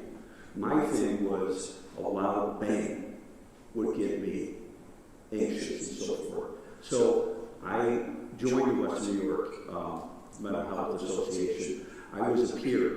I was in the crisis negotiation team as the commander. I very much appreciate that, today we're getting a lot better. If you ask anybody in this room, do you have a cardiologist? I'll give you the best one. Knee surgeon, everybody has the best knee surgeon. Psychiatrist, psychologist, crickets. And it still happens. So we try to get ahead of it. We had a female deputy get assaulted in the jail. I call her. The superintendent calls her. Somebody visits her. We still do that with families, like our Basher's family he died of a heart attack within the facility while he was working. And we still check up on people. Because as I said, 15 people in my profession that I knew personally took their lives. This is a serious issue. And I gotta say, we're a lot better today than we were before. And that was one of my things. Why the vitriol, narrative about it, he's really, got away with something. The guy was suffering. And that's why it was my comment off the cuff, and I apologize, Legislator Garcia, about the stereotyping of cops. And we're humans. We're part of the community fabric. We're fathers and mothers and coaches and part of Rotary team, Lions clubs and, everything else. But, we're a dysfunctional family, I tell everybody, because we see sometimes people at their worst, okay? And, we had a couple of our canines that went the other day to an address in Buffalo where a mother and child perished in a fire. And we took them in afterwards, and we spoke with them. Nobody should see that, okay? The undersheriff and I have been to too many autopsies. It's something that, they say it's like a jar. You put ping pong balls into it, the trauma, and then find these spills. But we never thought that DJ Granville was going through this. We don't know until we know. And,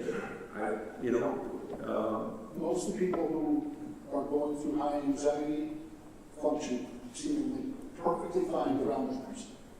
It's when they're alone when the problems exist. And it's also, affects people, particularly lower economic people, who always have the stress of trying to find the next meal, find the next, and they don't have access to some of those things. And then they result in handcuffs and problem for police. It's a whole problem that I don't think we really address. It takes months to get into a psychiatrist. Psychologist a little bit easier, psychiatrist very difficult. And that's why we're trying to have at least peers that you can talk to. Because if you need a psychiatrist and your appointment's in 8 months, that's 8 months and 1 day too late. Yeah. So I appreciate you talking about that specifically in public here. I got a few questions. I just want to touch base with the county attorney real quick. One of the other legislators brought up notification, and now there's 2 of them brought up. Is there a threshold that you have regarding property damage as far as $1 or just kind of, or is it just generally we don't get notified of any property damage or I do not send over, based on past practice, I do not send over any notice of claim that is solely property damage. And again, that's just repeating what's been done for as long as I've been here. Happy to change that if you guys want to read the resolution or whatever and just change the one that I'm following now. I'm happy to do it. You know, whether or not. Yes, I'm happy to do it. This can be a job filled with a lot of different paperwork. Not all of it is exciting. Those notice of claims, as you said, you got to search, but man, some of them are extremely entertaining to read the different lawsuits that get filed against us. Not everyone, a lot of them are serious, but some of them kind of raise an eyebrow and that sort of thing. So when it came to actually paying out the claims for this, how does that process? I guess really not even this, but in general, how does that process work? If there is something that seems a little abnormal, like frivolous, or right. That's essentially the job of the litigation team, the defense attorneys, right? Trying to weed out and distinguish between a good case and a bad case. And we reject a lot of notices of claim for property damage for whatever reason.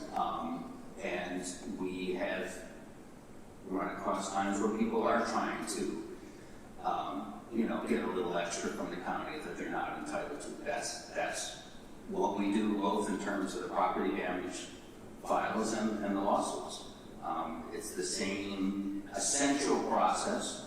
The only difference really, other than not sending it here, is for these property damages, say it's $1,500 because, I don't know, a snowplow hit something, we go through sort of we talk to the employee, there's an incident report, we go through that, see if there's any defenses that are available to us. For example, in this instance, one of the questions we had was Detective Granville responding to a call.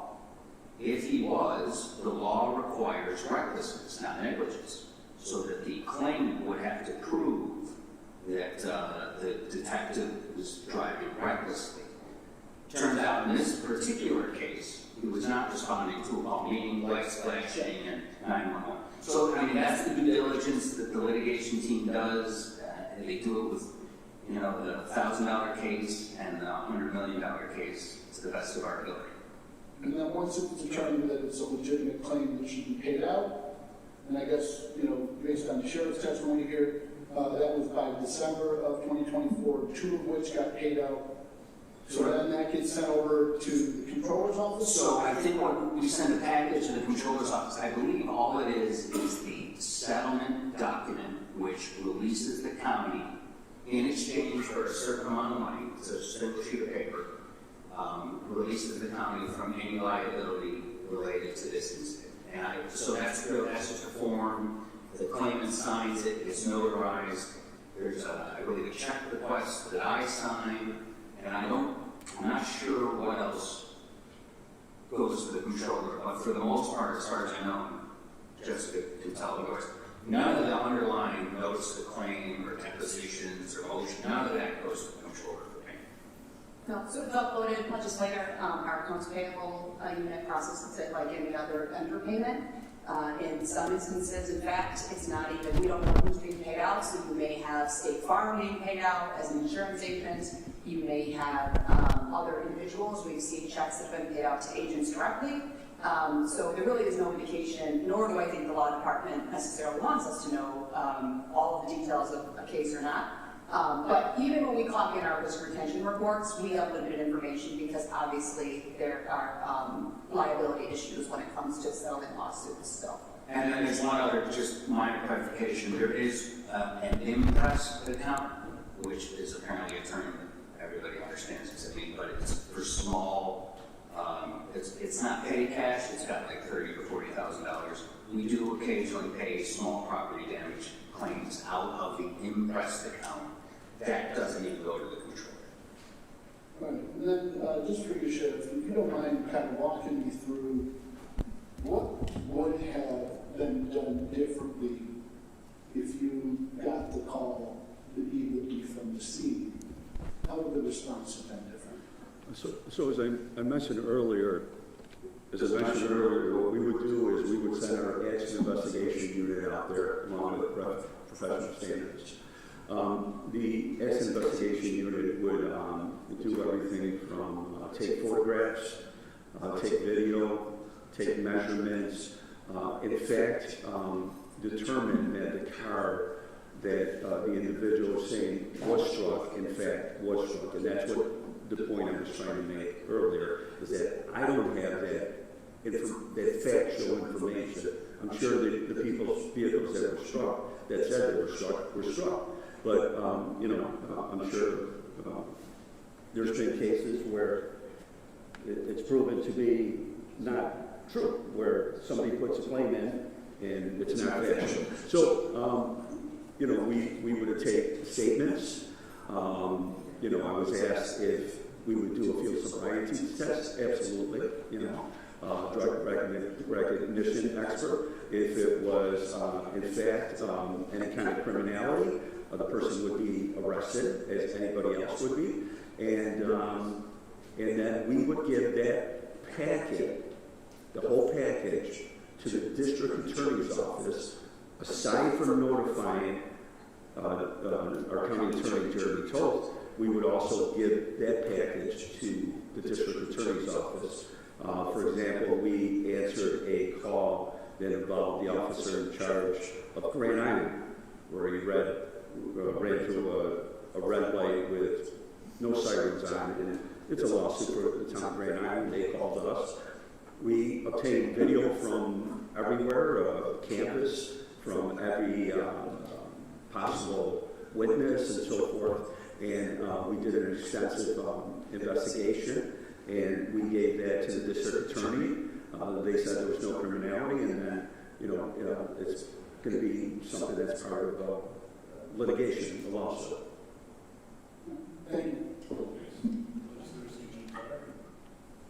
Sure, thank you again for coming and providing some answers for us.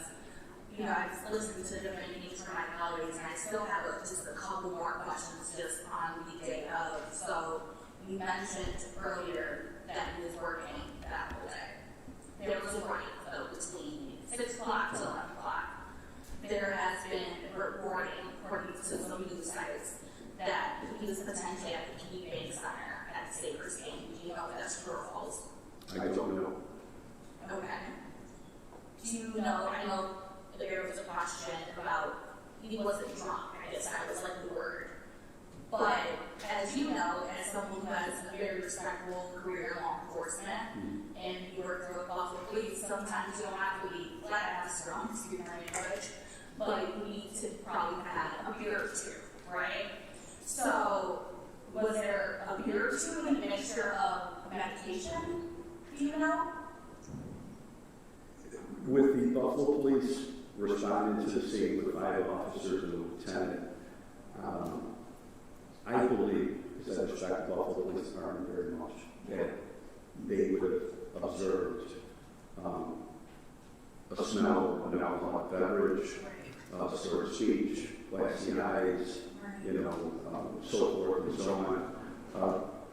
We were giving an accident report that stated that he was given a summons for driving down the wrong street, driving one way driving the wrong way on one.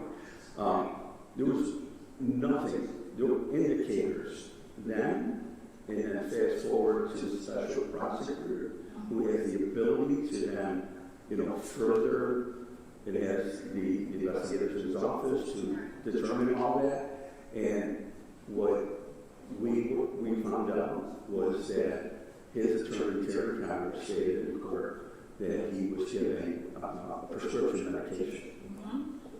So we had no information as to or drinking 1 beer or 2 beers or anything. There was no indicia whatsoever of alcohol being in.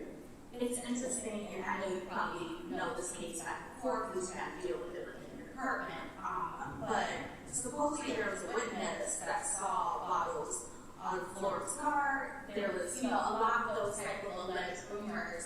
So I guess my question would be, when you guys were doing your internal affairs investigation, I know that I'm sure that you received some testimony from Chief Granville, but did you guys want to obtain any video footage on top of that?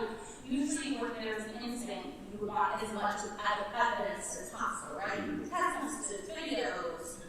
That's like usually part of the case. I'm not law enforcement, but usually that's what you would need some evidence before you close the case completely, or before you can even make a judgment on the right discipline actions.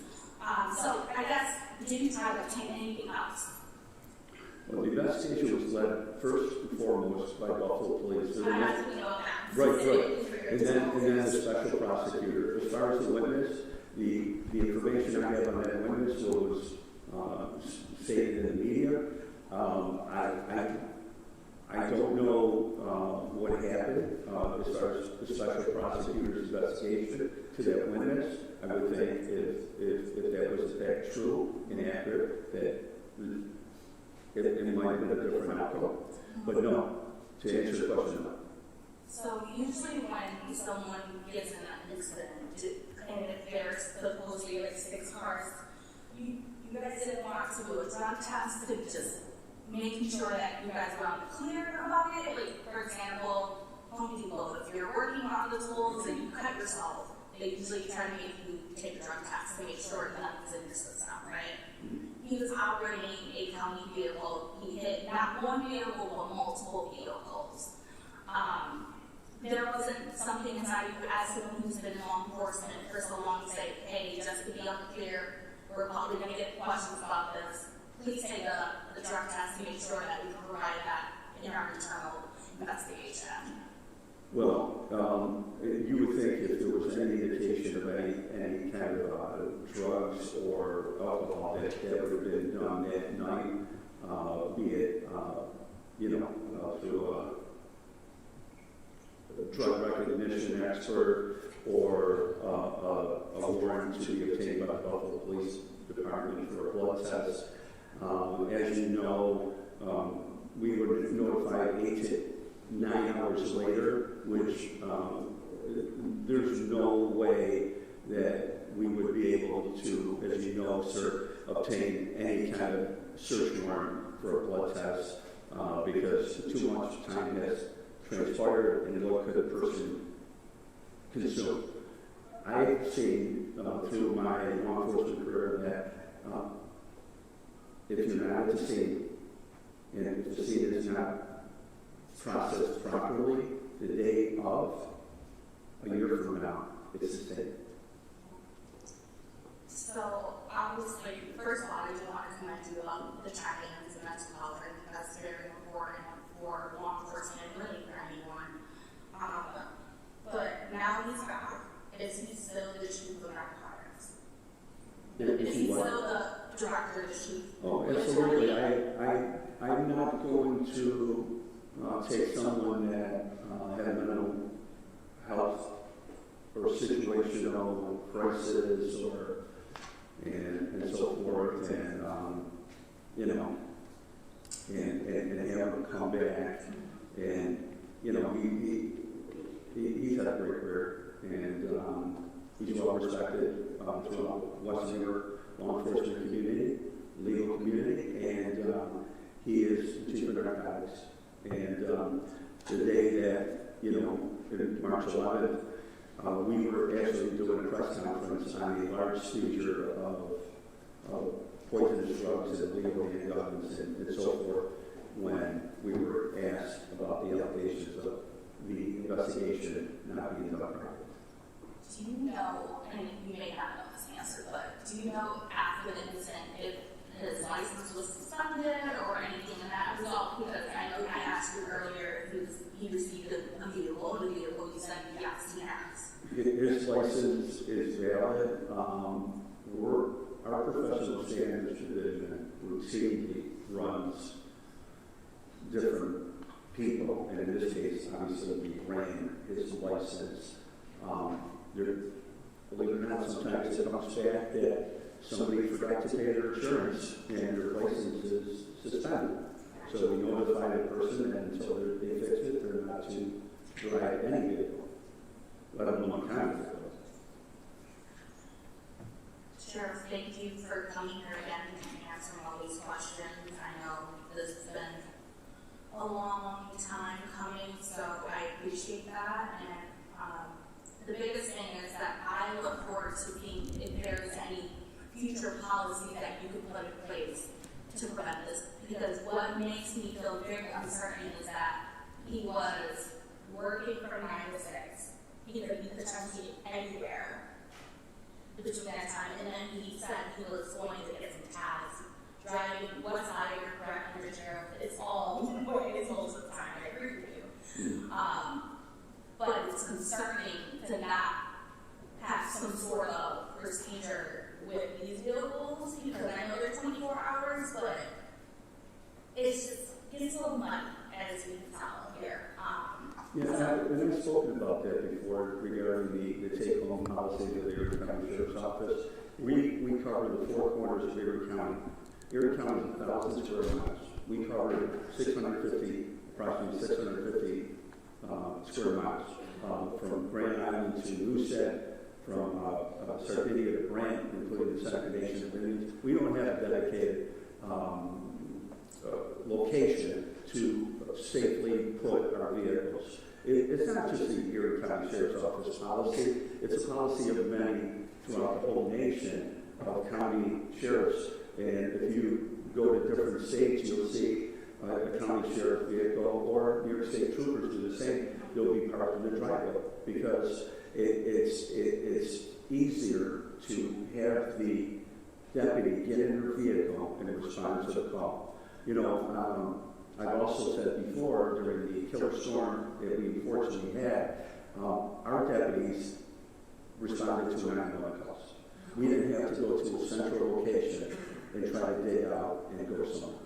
Our deputies were boots on the ground, driving their vehicles, and it's the most efficient and effective way. If we find a different way, I guarantee that I'm open to do anything else. So you are open to maybe take a look and see what other agencies, based on this incident, is never bad to look at. I promise you this, as sheriff, while I'm here, whatever amount of time that is, I will continue striving to make it the most professional and best law enforcement agency in the state and in the country. I'll try everything possible. I'll go steal a wheel from somebody else. We don't have to make a wheel and make it better for you. And we've done a lot. I mean, if you look at it, when we took office, the DOJ had an oversight. The Attorney Generals had an oversight. We brought auditors in. We brought people to do accreditation. We want to get better. We're working, do I say it right again? With our county attorney to make better policies and procedures. And they're going to do a deep dive and get better, because, what we see is, over the years, a policy that was done in 1998 was then amended in 2005, and we need to consolidate all that. It's a lot of man hours, and like I say, it's costly. And then when we do it, we want best practices to be implemented, and then there's training. So it's a whole process, but we're getting there. Absolutely. So I guess the biggest thing is I believe that this lottery is probably interested in seeing some options for take-home vehicles and how we can do that better. I think for both sides of the aisle, we always want to be efficient, and what we also need to be, I would say, working together to ensure that incidents don't repeat stuff. Yes. And this is not one vehicle, and this is 6 to 7 vehicles. This is not a look for your department, your county as a whole. So if there's challenges, I will sure shoot them your way. So thank you so much. The most vehicles that we have damaged are marked vehicles striking deer. But that's the areas of the county that we cover. And unfortunately, it comes with the territory. how many vehicles do you have then? In your fleet? That's a really good question. I'll get back to you. Okay, sure. My first question was that when you lost the opportunity to go here that day, the next day, why didn't you get the body cam at that point so that you could see the demeanor of Granville, you could see the city vehicles that were damaged, you could see the scene, and so why didn't you get that body cam when that chance to go there that day was taken from you?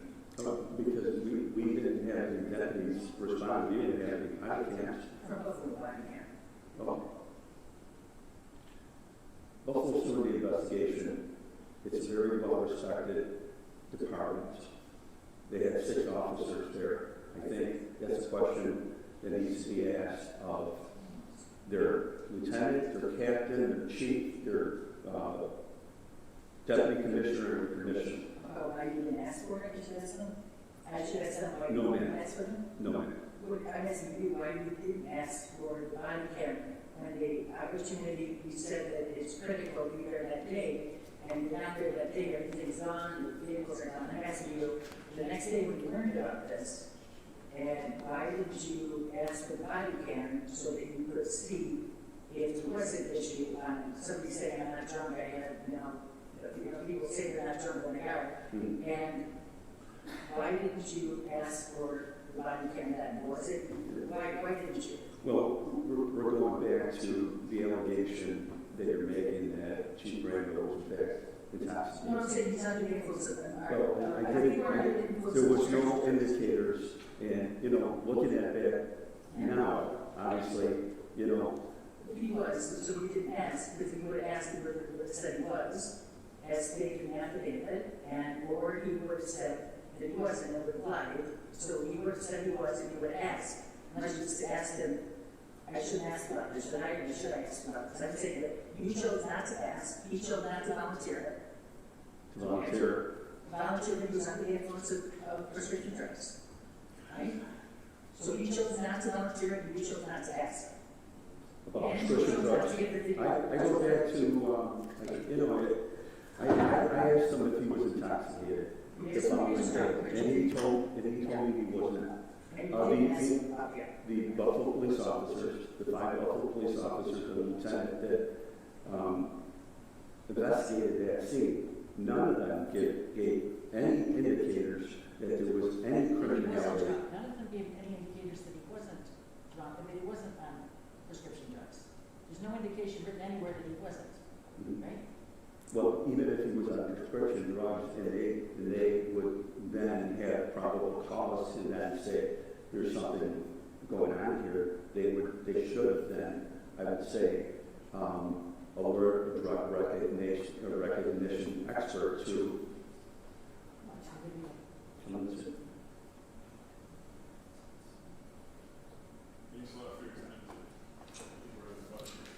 Thank you. I appreciate the opportunity. Thank you.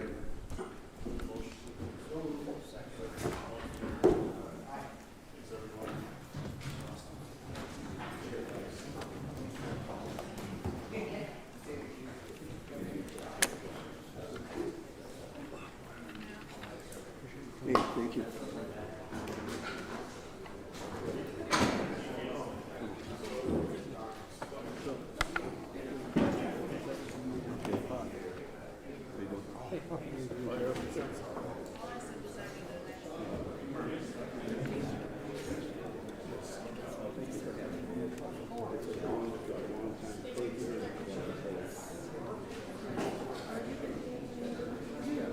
Say hi, Friday. Good. Yourself? Legislator, how are you? Good to see you.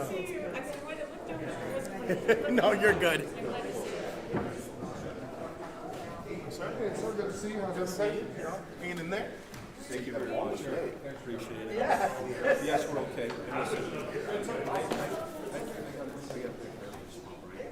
Sometimes